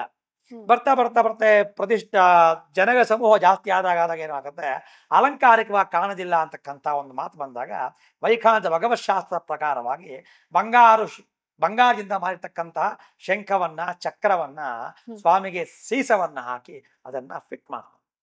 ಓಕೆ. ಈಗಲೂ ಕೂಡ ನೋಡ್ಬೋದು ನೀವು, ಅಭಿಷೇಕ ಮಾಡಿದಾಗಲೂ ಕೂಡ ಸ್ವಾಮಿಯವರಿಗೆ ಅದನ್ನ ತೆಗಿಯಕ್ಕೆ ಆಗೋದಿಲ್ಲ, ಅದನ್ನ ಫಿಟ್. ಅದು ಶಂಖಹಸ್ತ, ಚಕ್ರಹಸ್ತ ಅಂತಕ್ಕಂಥ. ಇನ್ನು ಇದು ವೈಕುಂಠ ಹಸ್ತ ಅಥವಾ ಅಭಯ ಹಸ್ತ, ಇದು ಕಟಿಹಸ್ತ ಅಂತಕ್ಕಂಥದ್ದು. ವೈಕುಂಠ ಹಸ್ತ ಅಂದ್ರೆ ಅಭಯವನ್ನು ಕೊಡ್ತಾ ಇರ್ತಕ್ಕಂಥದ್ದು, ನನ್ನನ್ನ ಶರಣಾಗತಿ ಹೊಂದಿ ಅಂತ ಸೂಚನೆ ಮಾಡ್ತಕ್ಕಂಥ ಹಸ್ತ. ಇದು ವಿಶಿಷ್ಟವಾದಂತಹ ಹಸ್ತ. ಸಾಮಾನ್ಯ ದೇವರುಗಳಿಗೆ ಇಲ್ಲ ಗದೆ ಇರುತ್ತೆ, ಇಲ್ಲ ಪದ್ಮ ಇರುತ್ತೆ, ಇವ್ರಿಗೆ ಮಾತ್ರ ತರ ಮೊಣಕಾಲ್ದಂಕ ಇರ್ತಕ್ಕಂಥ ಒಂದು ಹಸ್ತ. ಅದು ಏನಪ್ಪಾ ವಿಶೇಷತೆ ಅಂತಂದ್ರೆ ಅದೊಂದು ಶ್ಲೋಕನೇ ಇದೆ. ಕಟಿಸು ಕಟಿತ ಹಸ್ತಂ ಕಾಲಮೇಘಾಭಿರಾಮಂ ಕಮಲ ಮದಹರಾಕ್ಷಂ ಪದ್ಮಯ ದೀಪ್ಯಮಾನಂ ಸಕಲ ಮುನಿ ಜನಗಣ ಸ್ತೋಮಂ ಪ್ರಾಪ್ಯಮಾನಂ ಶರಣಮುಪಗತೋಹಂ ಪ್ರಾಂಜಲಿಂ ಒಂದೇ ಶ್ರೀವೆಂಕಟೇಶಂ ಅಖಿಲೇಶಂ ಅಂತ ಶ್ಲೋಕದಲ್ಲಿ ಮಾತು ಬರುತ್ತೆ. ಕಟಿ ಸುಘಟಿತ ಹಸ್ತಂ ಅಂದ್ರೆ ಇದು ಕಟಿ ಹಸ್ತ ಅಂತ. ಅದು ಸುಘಟಿತವಾಗಿರ್ತಕ್ಕಂಥ ಹಸ್ತ ಏನಕ್ಕಾಯ್ತಪ್ಪ ಅಂತಂದ್ರೆ, ಕಲಿಯುಗದಲ್ಲಿ ಸಂಸಾರ ಅಂತಕ್ಕಂತಹ ಸಮುದ್ರ ಏನಿದೆ ಅದರಲ್ಲಿ ಎಲ್ಲರೂ ಈಜಲೇಬೇಕು. ಮುಳುಗುತ್ತೀವ ಹೇಳ್ತೀವ ಅಂತಕ್ಕಂಥದ್ದು ಅವರ ಕರ್ಮಾನುಸಾರೇಣ. ನಾನು ಸಂಸಾರಕ್ಕೆ ಹೋಗೋದೇ ಇಲ್ಲ ಅಂತಕ್ಕಂಥದ್ದು ಯುಗದಲ್ಲಿ ನಡೆಯೋದಿಲ್ಲ. ಆ ತರ ಇರುವಾಗ ಈ ಸಂಸಾರ ಅಂತಕ್ಕಂತಹ ಒಂದು ಯಾರು ಮುಳುಗಿರ್ತಾರೋ ಅವ್ರನ್ನ ಈ ಮೊಣಕಾಲಿಂದ ಮೇಲಕ್ಕೆ ಕಷ್ಟಗಳು ಬರೋದಕ್ಕೆ ನಾನು ಬಿಡೋದಿಲ್ಲ. ನಾನು ಶರಣಾಗತಿನೇ ಹೊಂದಿದ್ದೆ ಆದ್ರೆ ಭಕ್ತಿಯುತವಾಗಿ ಈ ಮೊಣಕಾಲ್ಗಿಂತ ಮೇಲಕ್ಕೆ ನಾನು ಅವನ್ನ ನೀರು ಬರೋದಕ್ಕೆ ಬಿಡೋದಿಲ್ಲ, ಮುಳುಗೋದಕ್ಕೆ ನಾನು ಬಿಡೋದಿಲ್ಲ ಅಂತ ಸೂಚನೆಯನ್ನ ಕೊಡ್ತಾ ನನ್ನ ಶರಣಾಗತಿ ಹೊಂದಿದ್ರೆ ಈ ಒಂದು ವಿಚಾರವಾಗಿ ಸಂಸಾರ ಅಂತಕ್ಕಂಥದ್ದನ್ನಲ್ಲಿ ನಾನು ಮುಳುಗೋದಕ್ಕೆ ಬಿಡೋದಿಲ್ಲ, ಅವನಿಗೆ ಮೋಕ್ಷ ಕೊಡ್ತೀನಿ, ಸಾಯುಜ್ಯ ಕೊಡ್ತೀನಿ ಅಂತಕ್ಕಂಥ ಒಂದು ಸಂಕೇತವನ್ನ ಹೇಳುತ್ತಾ ಈ ಒಂದು ಹಸ್ತವನ್ನ ಇಟ್ಕೋತಾರೆ. ಪಾದಗಳು ಬಹಳ ವಿಶಿಷ್ಟ. ಚಿಕ್ಕ ಮಗುವಿನ ಪಾದಗಳು ಹೇಗಿರುತ್ತೆ ಅದನ್ನ ನಾವು ಬನ್ನಂತ ಏನ್ ತಗೋತೀವಿ, ಕಂಪ್ರೆಸ್ ಮಾಡಿದಾಗ ಹೇಗೆ ಒಳಕ್ ಹೋಗುತ್ತೆ ಆತರ ಪಾದಗಳು ಮುಟ್ಟಿದ ಆತರ ಆಗತ್ತೆ ಸ್ವಾಮಿಗೆ. ಅದು ಅಲ್ಲಿರ್ತಕ್ಕಂಥ ಕೈಂಕರ್ಯ ಪರದ ಮಾತ್ರ ಅದೊಂದು ಭಾಸವಾಗತ್ತೆ. ಅದು ಈ ಕೆನ್ನೆಗಳು ಅಷ್ಟೇ. ಒಂದು ಅಭಿಷೇಕ ಆದ ನಂತರ ಒಂದು ತೈಲ ಹಚ್ತೀವಿ ನಾವು, ಪುನುಗು ತೈಲ ಅಂತಕ್ಕಂಥದ್ದು. ಆ ತೈಲವನ್ನು ಹಚ್ಚಿದಾಗ ಈ ಕೆನ್ನೆಗಳು ಶುದ್ಧ ಊದ್ಕೊಂಡಂಗೆ ಕಾಣಿಸುತ್ತೆ ನಮ್ಗೆ. ಆ ದೀಪ ಕಾಂತಿ ಕೂಡ ಸ್ವಾಮಿ ಅತ್ಯಂತ ತೇಜೋ ವಿರಾಜಮಾನವಾಗಿ ಕಾಣಿಸ್ತಾನೆ ನಮ್ಗೆ. ಆ ಬಂಗಾರ ಆಭರಣಗಳು, ರೇಷ್ಮೆ ವಸ್ತ್ರಗಳು, ವಿಶಿಷ್ಟವಾದಂತಹ ಹೂವಿನ ಮಾಲೆಗಳು ಎಲ್ಲ ಹಾಕಿದಾಗ ಆ ಎಣ್ಣೆ ಹಚ್ಚಿ ಬಿಟ್ಬಿಟ್ರೆ ದೀಪಕಾಂತಿಗೆ ದಪ್ಪ ಕಾಣುತ್ತೆ ನಮ್ಗೆ ಒಂದೊಂದು ಕೆನ್ನೆ. ಅದನ್ನು ಕೂಡ ಆರತಿ ಮಾಡೋಗುತ್ತೆ. ಮುಟ್ಟಿದಾಗ ಚಿಕ್ಕ ಮಕ್ಕಳ ಕೆನ್ನೆ ಮುಟ್ಟ ಹೇಗಾಗುತ್ತೆ ನಮ್ಗೆ ಹಾಗ ಅನ್ಸುತ್ತೆ ನಮ್ಗೆ. ವಿಶಿಷ್ಟವಾದಂತಹ ಒಂದು ಸಂದರ್ಭ ಅದು. ಹಿಂದೆಗಡೆ ಕೂದಲು ಅಂತೀವಿ ನಾವು, ಅದು ಕೂದಲು ಅಂತಕ್ಕಂಥದ್ದು ನ್ಯಾಚುರಾಲಿಟಿ ಇಲ್ಲ, ಅವರವರ ಭಕ್ತಿಗೆ ಅನುಗುಣವಾಗಿ ಹೇಳ್ಕೊಂಡ್ ಬರ್ತಾರೆ. ಶಿಲೆಯಲ್ಲಿ ಕೂದಲು ಅಂತಕ್ಕಂಥದ್ದು ಇಲ್ಲ. ಹಿಂದೆ ಕೂಡ ಅಷ್ಟೇ ಬಹಳ ವಿಶಿಷ್ಟವಾಗಿರ್ತಕ್ಕಂಥ ಸ್ಟ್ರಕ್ಚರ್ ಇದೆ ಸ್ವಾಮಿಗೆ. ಅದು ಕೂಡ ಬಹಳ ಚೆನ್ನಾಗಿದೆ. ಅದು ಹಿಂದೆ ಹೋದವ್ರಿಗೆ ಮಾತ್ರ ಗೊತ್ತಾಗತ್ತೆ, ಅರ್ಚಕರು ವಿನಃ ಯಾರಿಗೂ ಅದು ಗೊತ್ತಾಗೋದಿಲ್ಲ. ಅವ್ರಿಗೆ ಮಾತ್ರ ಅವ್ರಿಗೆ ಅದೃಷ್ಟ ಸ್ವಾಮಿ ಕೊಟ್ಟಿದ್ದಾನೆ. ಶ್ರೀನಿವಾಸನ ಗಲ್ಲದ ಮೇಲೆ ಒಂದು ಬಿಳಿ ಚುಕ್ಕೆ ಇರುತ್ತೆ. ಈ ಚುಕ್ಕಿ ಯಾಕಿರುತ್ತೆ ಮತ್ತೆ ಇದ್ರ ಹಿಂದೆ ಒಂದು ಕಥೆ ಕೂಡ ಇದೆ ಅಂತ ಹೇಳ್ತಾರೆ, ಹೌದಾ? ಹೌದು, ಖಂಡಿತ. ಕಲಿಯುಗದಲ್ಲಿ ಬಂದಾಗ ಸ್ವಾಮಿಗೆ ನೆಲೆಸೋದಕ್ಕೆ ಜಾಗ ಇರೋದಿಲ್ಲ. ಇನ್ನ ವರಾಹ ಸ್ವಾಮಿ ಸಂಧಾನ ಆಗ್ತಾ ಇರತ್ತೆ, ಏನ್ ಮಾಡ್ಬೇಕು ಅಂತಕ್ಕಂಥ ಸಂದರ್ಭದಲ್ಲಿ ಒಂದು ಹುತ್ತದಲ್ಲಿ ಧ್ಯಾನ ಮಾಡ್ಕೊಂಡು ಕುತ್ಕೋತಾನೆ ಶ್ರೀನಿವಾಸ. ಧ್ಯಾನ ಮಾಡ್ತಾ ಯುಗ ಧರ್ಮ ಅವನಿಗೂ ಅಳವಡಿಸುತ್ತೆ. ಅವನಿಗೂ ಹಸುವಾಗತ್ತೆ, ಬಾಯಾರಿಕೆ ಆಗತ್ತೆ, ಯಾರು ಕೊಡೋರಿಲ್ಲ, ಪರಿಚಯ ಇಲ್ಲ. ಇನ್ನು ಒಕ್ಕಳು ಮಾತ್ರ ಇನ್ನು ಬಂದಿರ್ತಕ್ಕಂಥ ಸಂದರ್ಭ ಬಂದ ತಕ್ಷಣನೇ ಆಗ್ತಕ್ಕಂಥದ್ದು. ಆಗತ್ತೆ, ಏನ್ ಮಾಡ್ಬೇಕು ಗೊತ್ತಾಗೋದಿಲ್ಲ. ಸರಿ ಹೋಗ್ತಾನೆ, ಧ್ಯಾನ ಮಾಡ್ತಾ ಇರ್ತಾನೆ. ಸರಿ, ಇದನ್ನ ಬ್ರಹ್ಮನು ಮತ್ತೆ ಪರಮೇಶ್ವರ ನೋಡ್ತಾ ಇರ್ತಾರೆ. ನಮ್ಮ ಚೀಫ್ ಯಾರಿದ್ದಾರೆ, ಈ ತರ ಆಗಿದೆ ಅವನಿಗೆ, ಏನ್ ಮಾಡ್ಬೇಕು ಅಂತ ಯೋಚನೆ ಮಾಡ್ತಾ ಅವರಿಬ್ರು ಭೂಲೋಕಕ್ಕೆ ಬರ್ತಾರೆ. ಯಾರು? ಈಶ್ವರ ಮತ್ತು ಬ್ರಹ್ಮ ಬಂದು ಹಸು ಕರಳು ವೇಷಧಾರಿಗಳಾಗಿ ಒಂದು ಗೋಮಾಳದಲ್ಲಿ ಹೋಗಿ ಇರ್ತಾರೆ. ಆ ಗೋಮಾಳದಲ್ಲಿ ಇರ್ತಕ್ಕಂತಹ ರಾಜ ಏನಿದ್ದಾನೆ, ಡೈಲಿ ಮಾಮೂಲಿಗೆ ಗೋಪಾಲಕರು ಯಾರಿರ್ತಾರೆ ಅವ್ರನ್ನ ಕಳಿಸಿ ಗೋಗಳನ್ನ ಮೈಸ್ಕೊಂಡ್ ಬಾಪ ಅಂತ ಕಳ್ಸಿಕೊಡ್ತಾನೆ. ಆ ಮೈಸ್ಕೊಂಡ್ ಬಂತಕ್ಕಂಥ ಸಂದರ್ಭದಲ್ಲಿ ಅದ್ರಲ್ಲಿ ಈ ಹಸು ಕೂಡ ಸೇರ್ಕೊಳ್ಳುತ್ತೆ. ಪರಮೇಶ್ವರ ಮತ್ತೆ ಬ್ರಹ್ಮ ಕೂಡ ಇವರು ಬಂದು ಸೇರ್ಕೋತಾರೆ. ಸೇರ್ಕೊಂಡು ಆ ಹುತ್ತದ ಹತ್ರ ಹೋಗಿ ಹಾಲು ಕೊಟ್ಟು ಬರ್ತಾರೆ. ಅವ್ರು ಹಾಲು ಕುಡಿತಾನೆ ಶ್ರೀನಿವಾಸ. ಯಥಾ ಪ್ರಕಾರ ತಿರ್ಗಾ ಬಂದು ಗೋಮಾಳ ಸೇರ್ಕೊಳ್ಳುತ್ತೆ. ದಿನಾಲು ಇದೇ ಕೆಲಸ ಮಾಡ್ತಾ ಇರ್ತಾರೆ. ಎಲ್ಲ ಹಸುಗಳು ಹಾಲು ಕೊರುತ್ತೆ, ಈ ಹಸು ಹಾಲು ಕೊಡೋದಿಲ್ಲ ಅವನಿಗೆ. ಅವ್ನಿಗೆ ಅನುಮಾನ ಬರುತ್ತೆ. ಗೋಪಾಲಕ ಏನ್ ಮಾಡ್ತಾನೆ, ನೋಡ್ಲೇಬೇಕು ಏನ್ ಮಾಡ್ತಾ ಇರು ಅಂತ. ಒಂದ್ ಸಾಯಂಕಾಲ ಕರ್ಕೊಂಡು ಹೋಗ್ತಾನೆ ಮೇಯಿಸ್ಕೊಳ್ಳೋದಕ್ಕೆ. ಯಥಾ ಪ್ರಕಾರ ಇವ್ರು ಹೋಗಿ ಹಾಲು ಕೊಡೋಕೆ ಶುರು ಮಾಡಿದಾಗ ಅದ್ ನೋಡ್ತಾನೆ. ಓ, ಈ ಕೆಲಸ ಮಾಡ್ತಾ ಇದೀಯಾ ಅಂತ ಚಾವ್ದು ಹೊಡಿಯಕ್ಕೆ ಹೋಗ್ತಾನೆ. ಅವ್ರನ್ನ ಕಾಪಾಡೋದಕ್ಕೋಸ್ಕರ ಶ್ರೀನಿವಾಸ ಮೇಲೆ ಎದ್ದೊಳುವಾಗ ಹೊರತಕ್ಕಂತ ಚಾಟಿ ಏನಿದೆ ಅದು ತಗಲುತ್ತೆ. ಅದು ಗಂಭೀರವಾದ ರಕ್ತಸ್ರಾವ ಆಗತ್ತೆ. ಆಗ ಬಂದು ಒಕ್ಕಳು ಮಾತೆ ಆವಾಗ ಬರ್ತಕ್ಕಂಥದ್ದು. ಬಂದು ಇದಕ್ಕೆ ಪಚ್ಕರ್ಪುರವನ್ನ ಇಡ್ತಾರೆ. ಆವಾಗ ವೈದ್ಯ ಅದೇ ಇದ್ದಿದ್ದು. ಇವಾಗ ಬೇರೆ ಬೇರೆ ರೀತಿ ಬಂದಿದೆ. ಆ ಸಂದರ್ಭಕ್ಕೆ ಅವನು ಪಚ್ಕರ್ಪುರ ಇಡ್ತಾಳೆ. ಇಟ್ಟಾಗ ರಕ್ತಸ್ರಾವ ನಿಲ್ಲುತ್ತೆ.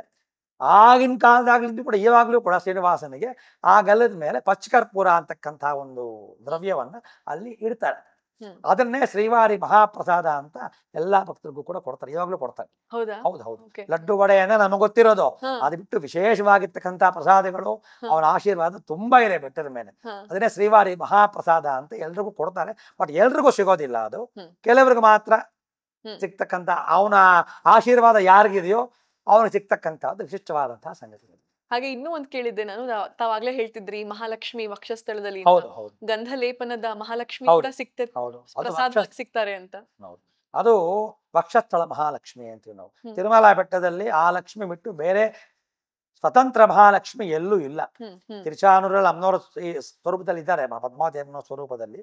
ಆದ್ರೆ ಬೆಟ್ಟದಲ್ಲಿ ಮಹಾಲಕ್ಷ್ಮಿ ಅಂತಕ್ಕಂಥ ಸಪರೇಟ್ ಸನ್ನಿಧಿ ಎಲ್ಲೂ ಇಲ್ಲ. ಸ್ವಾಮಿಯಲ್ಲಿ ಇರ್ತಕ್ಕಂಥ ಲಕ್ಷ್ಮಿನೇ ಮಹಾಲಕ್ಷ್ಮಿ. ಅಲ್ಲಿ ಶ್ರೀವತ್ಸ ಅಂತ ನಾವು ಹೇಳ್ತೀವಿ. ಆ ಚಿಹ್ನೆ ಹೆಸರೇ ಶ್ರೀವತ್ಸ ಅಂತ. ಸ್ವಾಮಿಯ ವಕ್ಷಸ್ಥಳದಲ್ಲಿ ಬಲಭಾಗದಲ್ಲಿ ಒಂದು ಟ್ರಯಾಂಗಲ್ ಶೇಪ್ ಅಲ್ಲಿ ಒಂದು ಚಿಹ್ನೆ ಇದೆ. ಆದ್ರೆ ಚಿಕ್ಕದಾಗಿ ಮಹಾಲಕ್ಷ್ಮಿ ಅಂತ ಇದೆ. ಅದು ವ್ಯೂಹಲಕ್ಷ್ಮಿ ಅಂತ ಕೂಡ ಕರಿತೀವಿ ನಾವು ಆಗಮ ಪ್ರಕಾರವಾಗಿ. ಅದನ್ನ ಪ್ರತಿ ಶುಕ್ರವಾರ ಅಭಿಷೇಕ ಮಾಡುವಾಗ ಶ್ರೀಚಂದನ ಅಂತ ಚಂದನ ಬರುತ್ತೆ. ಅದನ್ನ ಅಚ್ಚ ಹಾಕ್ತಾರೆ. ಅಚ್ಚ ಹಾಕಿ ಅದನ್ನ ದೀಪದ ಕಾಂತಿಗೆ ಕೊಟ್ಟಾಗ ಗಟ್ಟಿ ಆಗತ್ತೆ. ಅದನ್ನ ಫ್ರೇಮ್ ಹಾಕಿ ಎಲ್ಲಾ ಭಕ್ತರಿಗೂ ಕೊಡ್ತಾರೆ. ಅದು ವಕ್ಷಸ್ಥಳ ಮಹಾಲಕ್ಷ್ಮಿ ಅಂತಕ್ಕಂಥದ್ದು ಎಲ್ಲರ ಮನೆಯಲ್ಲೂ ಇರುತ್ತೆ. ಸಾಮಾನ್ಯವಾಗಿ ಬೀರು ಲಾಕರಲ್ಲಿ ಎಲ್ಲೆಲ್ಲ ದುಡ್ಡು ಇಡ್ತೀವೋ ಅಲ್ಲೆಲ್ಲ ಇಟ್ಟಿರ್ತಾರೆ, ಇಟ್ಟು ಪೂಜೆ ಮಾಡ್ತಾರೆ. ಅದು ವಿಶಿಷ್ಟವಾದಂತಹ ಒಂದು ಸಂಗತಿ. ಈಗಲೂ ಸಿಗುತ್ತಾ? ಅದು ಸಿಗತ್ತೆ ಅಂದ್ರೆ ಮೊದಲು ಸಿಗ್ತಾ ಇರ್ತಕ್ಕಂಥ ಡಿಮ್ಯಾಂಡ್ ಜಾಸ್ತಿ ಆದಾಗ ಏನ್ ಮಾಡ್ತಾರೆ, ಇದನ್ನ ಕಟ್ ಮಾಡ್ತಾ ಬರ್ತಾರೆ. ಆಗಿರೋದ್ರಿಂದ ಅವ್ರ ಅನುಗ್ರಹ ಯಾರಿಗಿದೆಯೋ ಅವ್ರಿಗೆ ಸಿಗತ್ತೆ. ಶ್ರೀನಿವಾಸನ ನಾಮ ಕೂಡ ಬಹಳಾನೇ ಪ್ರಸಿದ್ಧ, ಅದರ ವಿಶೇಷತೆ ಹೇಳಿ ಸರ್. ಇವಾಗ ಶ್ರೀನಿವಾಸನಿಗೆ ಕಿರೀಟದಿಂದ ಹಿಡಿದು ಪಾಚದವರೆಗೂ ಬಂಗಾರದಿಂದ ಸಂಪೂರ್ಣವಾಗಿ ಅಲಂಕಾರ ಮಾಡ್ತಾರೆ. ಅವ್ನು ಅನ್ಕೊಂಡ್ರೆ ಕ್ಷಣದಲ್ಲಿ ಬಂಗಾರದ ನಾಮ ಇಟ್ಕೋಬಹುದು, ಆದ್ರೆ ಇಡಲ್ಲ. ಶ್ರೀನಿವಾಸನಿಗೆ ಬೆಟ್ಟದ ಮೇಲೆ ಇರ್ತಕ್ಕಂಥದ್ದು ಪಚ್ಚಕರ್ಪೂರ ನಾಮ ಅಂತೀವಿ ನಾವು ಅದನ್ನು. ಲಲಾಟ ಫಲಕೆ ಕಸ್ತೂರಿ ತಿಲಕಂ ಅಂತ. ಅದು ಕೃಷ್ಣನ ಅವತಾರ ಇದ್ದಾಗ ಅವನ ಮಖಲಕ್ಷಣ ಏನಿದೆ ಅದಕ್ಕೆ ಕಸ್ತೂರಿ ತಿಲಕ ಇಟ್ಟಾಗ ಬಹಳ ಚೆನ್ನಾಗಿ ಕಾಣ್ತಾ ಇದ್ದ ಕೃಷ್ಣ. ಬಟ್ ಕಲಿಯುಗಕ್ಕೆ ಬಂದಾಗ ಏನಾಯ್ತು ಅಂದ್ರೆ ಅದು ಶಿಲಾಮೂರ್ತಿ ಆಗಿರೋದ್ರಿಂದ ಬರೀ ಕಸ್ತೂರಿ ತಿಲಕ ಇಟ್ರೆ ಕಾಣಿಸೋದೇ ಇಲ್ಲ ಭಕ್ತರಿಗೆ. ಅದಕ್ಕೆ ಏನ್ ಮಾಡ್ಬೇಕು ಅಂತಕ್ಕಂಥ ಪ್ರಸಂಗ ಬಂದಾಗ ಪಚ್ಚಕರ್ಪೂರ ಅಂತಕ್ಕಂಥ ಒಂದು ದ್ರವ್ಯ ಇದೆ, ಅದನ್ನ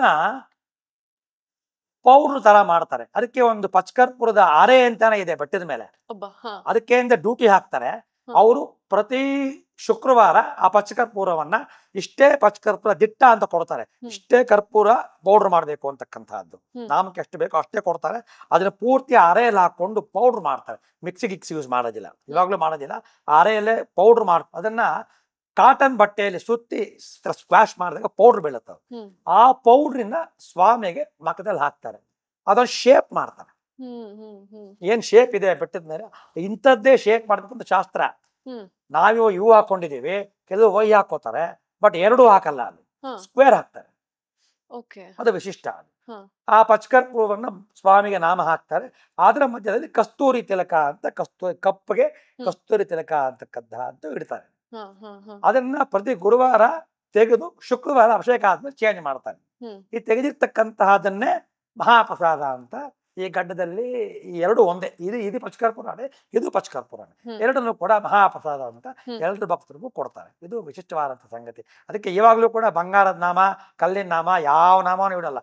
ಎಲ್ಲಾನು ಕೂಡ ಆಭರಣಗಳು ಬಂಗಾರದ್ದೇ, ಬಟ್ ನಾಮ ಮಾತ್ರ ಪಚ್ಚಕರ್ಪೂರ ಅಂತಾನೆ ಇರತಕ್ಕಂಥದ್ದು ವಿಶಿಷ್ಟ. ಪ್ರತಿದಿನ ಸ್ವಾಮಿಗೆ ಗರ್ಭಗುಡಿಯ ಬಾಗಿಲು ತೆಗೆಯೋದಕ್ಕೂ ಕೂಡ ಒಂದು ಪದ್ಧತಿ ಅಥವಾ ಒಂದು ರೂಢಿ ನಡ್ಕೊಂಡು ಬಂದಿದೆ ಸಾವಿರಾರು ವರ್ಷಗಳಿಂದ ಅಂತ ತಾವು ಹೇಳ್ತಿದ್ರಿ. ಆ ಪ್ರಸಂಗದ ಬಗ್ಗೆ ನಮ್ಗೆ ಹೇಳೋದಾದ್ರೆ? ಅದು ಕೂಡ ಇವಾಗ ಬೆಟ್ಟದ ಮೇಲೆ ಏಕಾಂತ ಸೇವೆ ಹಿಂದಿನ ದಿನ ಆಗೋಗುತ್ತೆ. ಮಾನವ ಸೇವೆ ಬೆಳಗ್ಗೆ ಉಷಃ ಕಾಲದಲ್ಲಿ, ಅದನ್ನ ಪ್ರತ್ಯೂಷ ಕಾಲ ಅಂತೀವಿ. ಸೂರ್ಯೋದಯಕ್ಕಿಂತ ಮುಂಚೆ ಚಂದ್ರ ನಕ್ಷತ್ರ ಸಮಾಗಮ ಆಗ್ತಕ್ಕಂಥ ಸಂದರ್ಭದಲ್ಲಿ ಸ್ವಾಮಿಯವನ್ನ ಎಬ್ಬಿಸ್ತಕ್ಕಂತಹ ಒಂದು ಪ್ರಸಂಗ. ಅರ್ಚಕರು ಅಂತಕ್ಕಂಥವರು ಆ ಬೀಗ ಅರ್ಚಕರ ಮನೆಯಲ್ಲಿರುತ್ತೆ. ಅದನ್ನ ಟೆಂಪಲ್ ಮ್ಯಾನ್ಯುಯಲ್ ಪ್ರಕಾರ ಅತ್ಯಂತ ವೈಭವೋಪೇತವಾಗಿ ಒಂದು ಮರ್ಯಾದೆ, ಆಲಯ ಮರ್ಯಾದೆಯೊಂದಿಗೆ ಛತ್ರ ಚಾಮರಗಳೊಂದಿಗೆ ತಂದು ಬೀಗವನ್ನು ತೆಗೆತಕ್ಕಂಥದ್ದು ಒಂದು ಸಂಪ್ರದಾಯ ಬೆಟ್ಟದಲ್ಲಿ. ಅದೇ ರೀತಿಯಾಗಿ ಇವಾಗಲೂ ಕೂಡ ಆ ಶತಮಾನದಿಂದ ಕಾಲದಿಂದ ಈ ತಹಲವರೆಗೂ ಕೂಡ ಗೊನ್ನಿದಿ ಸಲ್ಲ ಅಂತ ಇರ್ತಾರೆ. ಅವರು ಯಾದವರು, ನಾವು ಗೊಲ್ರು ಅಂತ ಏನ್ ಹೇಳ್ತೀವಿ ಆಡು ಭಾಷೆಯಲ್ಲಿ, ಯಾದವರು. ಆಗಿನ ಕಾಲದಲ್ಲಿ ಯಾದವರು ಕೂಡ ಒಂದು ಅವಕಾಶ ಕೊಟ್ಟಿದ್ದಾನೆ ಸ್ವಾಮಿ. ನನ್ನ ಸೇವೆ ಮಾಡೋದಕ್ಕೆ ಅವಕಾಶ ಬೇಕು ಅಂತ ಕೇಳಿದಾಗ ಅವರು ಹೇಳಿರ್ತಾನೆ ಸ್ವಾಮಿಯು, ಈ ತರ ಕಲಿಯುಗದಲ್ಲಿ ನಾನು ಈ ತರ ತಿರುಮಲ ಕ್ಷೇತ್ರದಲ್ಲಿ ಬಂದು ನಿಂತ್ಕೋತೀನಿ, ಅಲ್ಲಿ ನನ್ನ ಪ್ರಥಮ ದರ್ಶನ ನಿನಗೆ ಆಗಬೇಕು ಅಂತ ಒಂದು ವರ ಕೊಟ್ಟಿರ್ತಾನೆ. ಆ ವರಕ್ಕೆ ಅನುಗುಣವಾಗಿ ಇವಾಗ್ಲೂ ಕೂಡ ಬೆಟ್ಟದ ಮೇಲೆ ಈ ಕೈಂಕರ್ಯಕ್ಕೆ ಸಿದ್ಧ ಆಗಿರ್ತಕ್ಕಂತಹ ಅರ್ಚಕರನ್ನ ಮಡಿಯಿಂದ ದೀವಟಿ ಅಂತ ಒಂದು ಬೆಂಕಿ ಇದೊಂದು ಬರುತ್ತೆ, ಅದನ್ನ ಇಟ್ಕೊಂಡು ಮಡಿಯಿಂದ ಅರ್ಚಕರನ್ನ ಗೌರವಾಯುತವಾಗಿ ಅರ್ಚಕರ ಮನೆಯಿಂದ ದೇವಾಲಯ ಸನ್ನಿಧಿ ತನಕ ಸೇರತಕ್ಕಂತಹ ಜವಾಬ್ದಾರಿ ಆ ಗೊಲ್ಲಂದೆ. ಅವನ ಸನ್ನಿಧಿ ಗೊಲ್ಲ ಅಂತ ಅವನ ಹೆಸರು. ಅವನು ವಂಶ ಪಾರಂಪರೆ ಮಾಡ್ಕೊಂಡ್ ಬರ್ತಾ ಇದ್ದಾರೆ, ಚೇಂಜ್ ಆಗೋದಿಲ್ಲ ಅದು. ಅವ್ರ ವಂಶ ಏನಿದೆ ಆನ್ಸಿಸ್ಟ್ರಿ, ಅದ್ರ ಪ್ರಕಾರವೇ ಮಿರಾಸಿ ಅಂತೀವಿ ನಾವು ಅದನ್ನ, ಗೊಲ್ಲ ಮಿರಾಸಿ ಅಂತ. ಆ ಮಿರಾಸಿಯುತವಾಗಿ ಅವ್ರ ವಂಶವೃಕ್ಷ ಯಾರಿದ್ದಾರೆ, ಆ ಅಪ್ಪ ಮಗ ತದನಂತರ ಮೊಮ್ಮಗ, ಅದೇ ಕಂಟಿನ್ಯೂಟಿಯಲ್ಲಿ ಈ ಅರ್ಚಕರನ್ನ ಮಡಿಯಿಂದ ಕರ್ಕೊಂಡ್ಬಂದು ಆ ಸನ್ನಿಧಿ ಹತ್ರ ನಿಲ್ಲಿಸಿ ಬಾಗಿಲು ತೆಗೆದ ನಂತರ ಸ್ವಾಮಿಯವರನ್ನ ಪ್ರಥಮ ದರ್ಶನ ಅವ್ರು ಮಾಡ್ತಾರೆ. ಅವ್ರು ಮಾಡಿ ಆಚೆ ಬಂದ ನಂತರ ಅರ್ಚಕರು ಒಳಕ್ ಹೋಗಿ ಸ್ಕ್ರೀನ್ ಹಾಕೊಂಡು ಆವಾಗ ಸುಪ್ರಭಾತ ಸೇವೆ ಪ್ರಾರಂಭ ಆಗತ್ತೆ. ಇದು ವಿಶಿಷ್ಟವಾದಂತಹ ಸಂಗತಿ. ಬೆಟ್ಟದ ಮೇಲೆ ಈಗಲೂ ಕೂಡ ಅದೇ ರೀತಿಯಾಗಿ ನಡೀತಾ ಇದೆ. ಸುಪ್ರಭಾತ ಸೇವೆಯಿಂದ ಶುರುವಾಗಿ ಸ್ವಾಮಿಗೆ ದಿನ ಹೇಗಿರುತ್ತೆ, ಯಾವೆಲ್ಲ ಸೇವೆಗಳಿರುತ್ತೆ, ಸ್ವಾಮಿಯ ದಿನ ಹೇಗಿರುತ್ತೆ ಅಲ್ಲಿ? ಅಲ್ಲಿ ನಿತ್ಯೋತ್ಸವ, ನಿತ್ಯವೂ ಕೂಡ ಅವನಿಗೆ ಯಾರೋ ಉತ್ಸವ ನಡೀತಾನೆ ಇರುತ್ತೆ. ಭಕ್ತರ ಸಂಕಷ್ಟಕ್ಕನ್ನ ಅವನು ಹೋಗ್ಲಾಡ್ತಾನೆ ಇರ್ತಾನೆ. ಅದೇ ರೀತಿಯಾಗಿ ಸುಪ್ರಭಾತದಿಂದ ಹಿಡಿದು ಏಕಾಂತ ಸೇವೆವರೆಗೂ ಸುಮಾರು ಸೇವೆಗಳಿದೆ. ನಿತ್ಯೋತ್ಸವ ಇದೆ, ಆಯಾ ದಿನಗಳಲ್ಲಿ ಮಾಡ್ತಕ್ಕಂತಹ ವಾರೋತ್ಸವ ಇದೆ, ಮಾಸೋತ್ಸವ, ಸಂವತ್ಸರೋತ್ಸವ, ಈ ತರ ವಿಶೇಷ ಉತ್ಸವಗಳಿದೆ. ದಿನನಿತ್ಯ ಕೂಡ ಸುಪ್ರಭಾತದಿಂದ ಪ್ರಾರಂಭ ಆಗುತ್ತೆ. ಸುಪ್ರಭಾತ ಆದ ನಂತರ, ಸುಪ್ರಭಾತದಿಂದ ಅಂದ್ರೆ ವೇದ ಪಾರಾಯಣದಾರರು ಬಂದು ಈ ಸನ್ನಿಧಿಗೊಲ್ಲ ಹೊಟ್ಟೋದ ನಂತರ ಸ್ವಾಮಿ ಹೊಳಕ್ಕೆ ಹೋಗಿ ಸ್ಕೀನ್ ಹಾಕೋತಾರೆ. ಇಲ್ಲಿ ವೇದ ಪಾರಾಯಣದಾರರು ಸುಪ್ರಭಾತ ಅಂತಕ್ಕಂತಹ ಒಂದು ಇದನ್ನ ಹೇಳಕ್ ಸ್ಟಾರ್ಟ್ ಮಾಡ್ತಾರೆ. ಕೌಸಲ್ಯ ಸುಪ್ರಜಾ ರಾಮ ಅಂತ ಶುರು ಮಾಡಿದಾಗ ಸ್ವಾಮಿಯವರಿಗೆ ವಿಶ್ವರೂಪ ದರ್ಶನ ಅಂತೀವಿ ನಾವು. ಬರೀ ಆಭರಣ ಇರುತ್ತೆ, ಯಾವುದೇ ಹೂವಿನ ಅಲಂಕಾರ ಏನೂ ಇರೋದಿಲ್ಲ. ಅಂಥ ಒಂದು ದರ್ಶನವನ್ನ ಮಾಡಬೇಕು ಅಂತಂದ್ರೆ ನಾವು ಸುಪ್ರಭಾತಕ್ಕೆ ಹೋಗ್ಬೇಕು.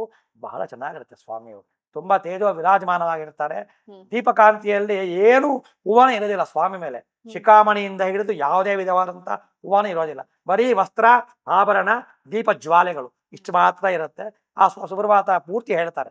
ಸುಪ್ರಭಾತ ಸ್ತೋತ್ರ, ಪ್ರಪತ್ತಿ, ಮಂಗಳ ಶಾಸನ ಅಂತಕ್ಕಂತಹದ್ದು 4 ವಿಧ ಇದೆ. 4 ಹೇಳಿದಾಗ ಕೊನೆಯಲ್ಲಿ ಶ್ರೇಯಃಕಾಂತಾಯ ಅಂತಕ್ಕಂಥ ಮಂತ್ರ ಹೇಳಿ ಮುಗಿಸ್ತಾರೆ. ಅದಾದ ನಂತರ ಸ್ವಾಮಿಯವರಿಗೆ ನವನೀತ ಹಾರತಿ ಅಂತ ಕೊಡ್ತಾರೆ. ಬೆಣ್ಣೆ ಇಟ್ಟು ನೈವೇದ್ಯ ಮಾಡಿ ಅದನ್ನೇ ಹಾರತಿ ಅಂತ ಕೊಡ್ತಾರೆ. ಭಕ್ತರು ಕೂಡ ಬೆಣ್ಣೆ ಪ್ರಸಾದಗಳು ಕೊಡ್ತಾರೆ. ಸುಪ್ರಭಾತದಲ್ಲಿ ಟಿಕೆಟ್ ಇದೆ, ಅದು ಟಿಕೆಟ್ ಒಂದು ದರ್ಶನಕ್ಕೆ ಯಾರು ಹೋಗಿದ್ದಾರೆ ಅವರಿಗೆಲ್ಲ ಬೆಣ್ಣೆ ಪ್ರಸಾದ ಕೊಡ್ತಾರೆ. ಅದು ನವನೀತ ಹಾರತಿ ಅಂತಕ್ಕಂತಹದ್ದು. ಅದಾದ ನಂತರ ತೋಮಾಲ ಸೇವೆ, ಸ್ವಾಮಿಗೆ ವಿವಿಧವಾದಂತಹ ಹೂಗಳನ್ನ ಅಲಂಕಾರ ಮಾಡ್ತಕ್ಕಂತಹ ಸೇವೆ ತೋಮಾಲ ಸೇವೆ. ಅದು ಕೂಡ ಇಂತಿಂಥ ತೋಮಾಲಗಳನ್ನೇ ಹಾಕಬೇಕು, ಇಷ್ಟಿಷ್ಟೇ ತೂಕ ಇರಬೇಕು, ಈ ದಿನ ಈ ತರ ಹೂವನ್ನೇ ಹಾಕ್ಬೇಕು ಅಂತಕ್ಕಂಥ ಅಲ್ಲಿ ದಿಟ್ಟ ಇದೆ, ಶಾಸ್ತ್ರ ಇದೆ. ಅಲ್ಲೇ ಹೂವ ಕಟ್ತಾರೆ. ಅದನ್ನ ಜಿಯರ್ ವ್ಯವಸ್ಥೆ ಅಂತ ಒಂದು ವ್ಯವಸ್ಥೆ ಇದೆ. ಆ ವ್ಯವಸ್ಥೆಗೆ ಅನುಗುಣವಾಗಿ ಶಿರೋವೇಷ್ಟಿಯನ್ನ ಕಟ್ಕೊಂಡು ಪ್ರಾಕಾರ ಪುರಸ್ಸರವಾಗಿ ಬಂದು ಹೂಗಳನ್ನ ಅಲ್ಲಿ ಇಡ್ತಾರೆ. ಅರ್ಚಕರು ಅದನ್ನ ಪ್ರೋಕ್ಷಣೆ ಮಾಡಿಕೊಂಡು ಸ್ವಾಮಿಗೆ ಸಮರ್ಪಣೆ ಮಾಡ್ತಕ್ಕಂತಹದ್ದು ತೋಮಾಲ ಸೇವೆ. ಈ ತೋಮಾಲ ಸೇವೆ ಇನ್ನೊಂದು ವಿಶಿಷ್ಟ ಏನು ಅಂತಂದ್ರೆ ಭೋಗಮೂರ್ತಿಗೆ ಅಭಿಷೇಕ ಮಾಡ್ತಾರೆ. ಅಲ್ಲಿ ದಿನಾಗ್ಲೂ ಶಿಲಾಮೂರ್ತಿಗೆ ಅಭಿಷೇಕ ಇಲ್ಲ. ಭೋಗಮೂರ್ತಿ ಅಥವಾ ಆಗಮ ಭಾಷೆಯಲ್ಲಿ ಕೌತುಕ ಮೂರ್ತಿ ಅಂತೀವಿ ನಾವು. ಆ ಮೂರ್ತಿಗೆ ಹಾಲು ಮತ್ತು ಕೇಸರಿಯನ್ನ ಹಾಕಿ ಅಭಿಷೇಕ ಮಾಡ್ತಾರೆ. ಈ ಅಭಿಷೇಕ ಆದ ನಂತರ ಹೂಗಳನ್ನ ಅಲಂಕಾರ ಮಾಡಕ್ಕೆ ಸ್ಟಾರ್ಟ್ ಮಾಡ್ತಾರೆ. ಅದನ್ನು ಕೂಡ ಕೆಲವು ಹೂಗಳನ್ನ ಹೀಗೆ ಹಾಕ್ಬೇಕು ಅಂತ ಶಾಸ್ತ್ರ ಹೇಳುತ್ತೆ. ಇಲ್ಲ ಹಾಕ್ತಕ್ಕಂತಹದ್ದು ವಕ್ಷಸ್ಥಳ ಮಾಲೆ, ಅಮ್ಮನರು ಹಾಕ್ತಕ್ಕಂತಹದ್ದು ಮಹಾಲಕ್ಷ್ಮಿ ಮಾಲೆ, ಭುಜಸ್ಕಂದ ದೊಡ್ಡ ಮಾಲೆ ಒಂದು ಬರುತ್ತೆ, ಅದು ತೋಮಾಲೆ. ಇದು ಕಟಿಮಾಲೆ. ಈ ಹಸ್ತದಿಂದ ಹಿಡಿದು ಈ ಕಟಿ ಹಸ್ತವರೆಗೂ ಬರುತ್ತೆ, ಅದು ಕಟಿಮಾಲೆ. ಇನ್ನೊಂದು ಕಠಾರಿ ಅಂತ ಇರುತ್ತೆ, ಅದು ಕಠಾರಿ ಮಾಲೆ. ಇಲ್ಲಾಗ್ತಕ್ಕಂತಹದ್ದು ಶಿಖಾಮಣಿ ಮಾಲೆ ಅಂತಕ್ಕಂಥ ವಿಶಿಷ್ಟವಾದಂತಹ ಹೆಸರುಗಳಿವೆ. ಅದನ್ನೆಲ್ಲ ಹೇಳ್ಕೊಂಡು ತೋಮಾಲ ಸೇವೆ ಅಂತಕ್ಕಂಥದ್ದು ಮಾಡ್ತಾರೆ. ತೋಮಾಲ ಸೇವೆ ಆದ ನಂತರ ಕೊಲವು ಅಂತಕ್ಕಂಥದ್ದು ದರ್ಬಾರ್ ಅಂತ ನಾವೇನ್ ಹೇಳ್ತೀವಿ, ಅದನ್ನ ಕೊಲವು ಶ್ರೀನಿವಾಸ ಮೂರ್ತಿ ಅಂತಾನೆ ಇದ್ದಾರೆ. ಕೊಲವು ಶ್ರೀನಿವಾಸ ದರ್ಬಾರ್ ಅಂತ ನಾವು ಏನು ಇವಾಗಿನ ಕಾಲದಲ್ಲಿ ಆಸ್ಥಾನ ಅಂತ ಏನ್ ಮಾಡ್ತೀವಿ ನಾವು, ಮೈಸೂರು ಮಹಾರಾಜರ ಆಸ್ಥಾನ ಆಗ್ಬೋದು ಅಥವಾ ಕಂಚಿ ಕಾಮಕೋಟಿ ಆಸ್ಥಾನ ಅಥವಾ ಆಸ್ಥಾನ ಅಂತ ಹೇಳಿರ್ತೀವಿ, ಅವನಿಗೂ ಒಂದು ಆಸ್ಥಾನ ಅಂತಕ್ಕಂಥದ್ದು ಇದೆ. ಅವನು ಹೈನೆಸ್ ಆಫ್ ದ ವರ್ಲ್ಡ್, ಅವನು ಕೂಡ ಒಂದು ಆಸ್ಥಾನ ಅಂತಕ್ಕಂಥದ್ದು ಏರ್ಪಾಟ್ ಮಾಡಿ ಆ ದರ್ಬಾರಲ್ಲಿ ಸ್ವಾಮಿಯನ್ನು ದರ್ಬಾರನ್ನು ಮಾಡ್ತಾರೆ. ಅದಾದ ನಂತರ ಸಹಸ್ರನಾಮಾರ್ಚನೆ ಆಗತ್ತೆ. ಆಮೇಲೆ ಸ್ವಾಮಿಗೆ ನೈವೇದ್ಯ ಪ್ರಾತಃ ಕಾಲದಲ್ಲಿ, ಮಧ್ಯಾಹ್ನ ಕಾಲದಲ್ಲಿ, ಸಾಯಂಕಾಲದಲ್ಲಿ 3 ಗಂಟೆಗಳಾಗತ್ತೆ. ಆ 3 ನೈವೇದ್ಯಗಳಲ್ಲೂ ಕೂಡ ನಮಗೆ ಗೊತ್ತಿರೋ ಲಡ್ಡು ವಡೆ ಒಂದೇ, ಬಟ್ ಬಹಳ ಇಷ್ಟವಾದಂತಹ ನೈವೇದ್ಯಗಳನ್ನೆಲ್ಲರೂ ಮಾಡ್ತಾರೆ. ಪುಳಿಯೋಗರೆ ಆಗ್ಬೋದು, ದೋಸೆ ಮಾಡ್ತಾರೆ, ದೋಸೆ ಮಾಡ್ತಾರೆ, ಬೆಲ್ಲದ ದೋಸೆ ಅಂತೀವಿ ನಾವು, ಬೆಲ್ಲದ ದೋಸೆ ಮಾಡ್ತಾರೆ. ಗುರುವಾರ ನಡೀತಕ್ಕಂತಹ ತಿರುಪ್ಪಾವಡೆ ಸೇವೆ ಅಂತಕ್ಕಂತಹ ತಿರುಪ್ಪಾವಡೆ ಸೇವೆ ಮಾಡ್ತಾರೆ. ಆ ತಿರುಪ್ಪಾವಡೆ ಸೇವೆಯಲ್ಲೇ ಜಿಲೇಬಿ ಮಾಡ್ತಾರೆ ಸ್ವಾಮಿ ಅವ್ರಿಗೆ, ಚಕ್ಲಿ ಮಾಡ್ತಾರೆ, ವಿಶಿಷ್ಟವಾದಂತಹ ಬಗೆ ಬಗೆಯಾದಂತಹ ತಿಂಡಿಗಳೆಲ್ಲ ಮಾಡಿ ಗುರುವಾರ ಅಂತಕ್ಕಂತಹದ್ದು ವಿಶಿಷ್ಟವಾದಂತಹ ದಿನ. ಸ್ವಾಮಿ ತಿರುಪ್ಪಾವಡೆ ಹಾಕಿರೋದ್ರಿಂದ 300 kg ಪುಳಿಯೋಗರೆ ಹಾಕ್ತಾರೆ ರಾಶಿ ದೇವರಿಗೆ ಹಾಕಿ ನೈವೇದ್ಯ. ಅದ್ರ ಜೊತೆಗೆ ಇದನ್ನೆಲ್ಲ ಮಾಡ್ತಾರೆ, ನೈವೇದ್ಯ ಮಾಡ್ತಾರೆ. ಇದು 3 ಕಾಲದಲ್ಲಿ 3 ನೈವೇದ್ಯಗಳಾಗತ್ತೆ. ಅದಾದ ನಂತರ ಸ್ವಾಮಿಯವ್ರಿಗೆ ಸಡಿಲಿಂಪ ಮಾಡಿ ಆಗಿರ್ತಕ್ಕಂಥ ಎಲ್ಲ ಹೂಗಳನ್ನ ತೆಗೆದು ಶುದ್ಧಿ ಮಾಡಿ ರಾತ್ರಿ ಏಕಾಂತ ಸೇವೆಯನ್ನು ಮಾಡ್ತಾರೆ. ಏಕಾಂತ ಸೇವೆಯಲ್ಲೂ ಕೂಡ ಅಷ್ಟೇ ಮುತ್ಯಾಲ ಹಾರತಿ ಅಂತಕ್ಕಂಥ ಒಂದು ಹಾರತಿ ಇದೆ. ಆ ಹಾರತಿಯನ್ನ ಮಾಡಿ ಈ ನಿತ್ಯ ಸೇವೆಗಳನ್ನೆಲ್ಲ ಮುಗಿಸ್ತಾರೆ. ಇದು ನಿತ್ಯಕಟ್ಲೆ ಸ್ವಾಮಿ ನೋಡ್ತಕ್ಕಂಥ ವಿಶೇಷ ಸೇವೆಗಳು. ಯಾವ್ದೋ ಒಂದು ಮಾಸದಲ್ಲಿ ಮಾತ್ರ ಸುಪ್ರಭಾತವನ್ನ ಹಾಕೋದಿಲ್ಲ ಸ್ವಾಮಿಗೆ, ಅಥವಾ ಸುಪ್ರಭಾತ ಸೇವೆ ನಡೆಯೋದಿಲ್ಲ ಅಂತ ಹೇಳ್ತಾರಲ್ಲ, ಯಾವ ಮಾಸ ಅದು?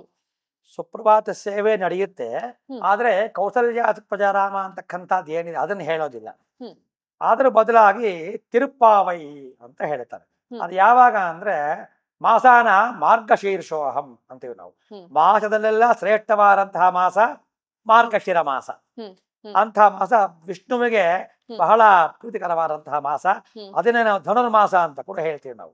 ಆ ಮಾಸದಲ್ಲಿ 30 ತಿಂಗಳು ಕೂಡ ಸುಪ್ರಭಾತ ಅಂತಕ್ಕಂಥದ್ದು ಹೇಳೋದಿಲ್ಲ. ತಿರುಪ್ಪಾವೈ ಅಂತಕ್ಕಂಥದ್ದು ಒಂದು ವಿಶೇಷವಾದಂತಹ ಒಂದು ಸಂಪ್ರದಾಯ ಇದೆ ಬೆಟ್ಟದ ಮೇಲೆ. ಈ ರಾಮಾನುಜಾಚಾರ ಸಂಪ್ರದಾಯ ಬಂದ ಮೇಲೆ ಅವರೊಂದು ಪಾಶುರ ಅಂತಕ್ಕಂಥದ್ದು ಮಾಡಿದ್ದಾರೆ. ದ್ರಾವಿಡ ಭಾಷೆಯಲ್ಲಿ ಈ ತಮಿಳಿನಲ್ಲಿ ಸ್ವಾಮಿಯವರನ್ನ ಹೊಗಳ್ತಕ್ಕಂತಹದ್ದು. ಅದನ್ನೇ ಪಾಶುರ ಅಂತ ನಾವು ಅಂತೀವಿ.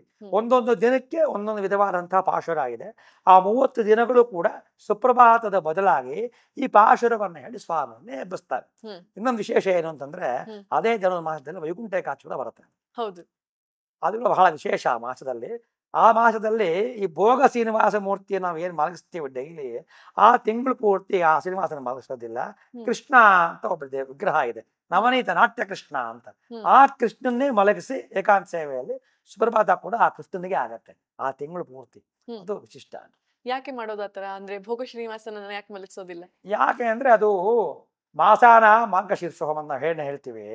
ಕೃಷ್ಣನಿಗೂ ಗೋದಾದೇವಿಗೂ ಬಹಳ ನಂಟಿದೆ. ಗೋದಾದೇವಿ ರಾಮಾನುಜಾಚಾರ್ಯ ಪರಂಪರೆ. ಈ ತಿಂಗಳು ಪೂರ್ತಿ ಆ ಪರಂಪರೆಯಲ್ಲಿ ತಿರುಪ್ಪಾವೆ ನಡೆಯೋದ್ರಿಂದ ಕೃಷ್ಣನ ಮಲಗಿಸ್ತಾರೆ. ಗೋದಾದೇವಿಗೂ ಮತ್ತು ರಾಮಾನುಜಾಚಾರ್ಯರ ಪರಂಪರೆಗೂ ಬಹಳ ನಂಟಿದೆ. ಆ ನಂಟಿರೋದ್ರಿಂದ ಈ ತಿಂಗಳಲ್ಲಿ ಭೋಗ ಶ್ರೀನಿವಾಸನ ಬದಲಾಗಿ ನಾಟ್ಯ ಕೃಷ್ಣನನ್ನ ಮಲಗಿಸಿ ಏಕಾಂತ ಸೇವೆಯಲ್ಲಿ ಸುಪ್ರಭಾತ ಸಮಯದಲ್ಲಿ ಅವನ್ನೇ ಎಬ್ಬಿಸಿ ಅವನಿಗೆ ಬಿಸಿ ನೀರು ಸ್ನಾನ. ಆ ತಿಂಗಳು ಪೂರ್ತಿ ತಣ್ಣೀರಿಲ್ಲ.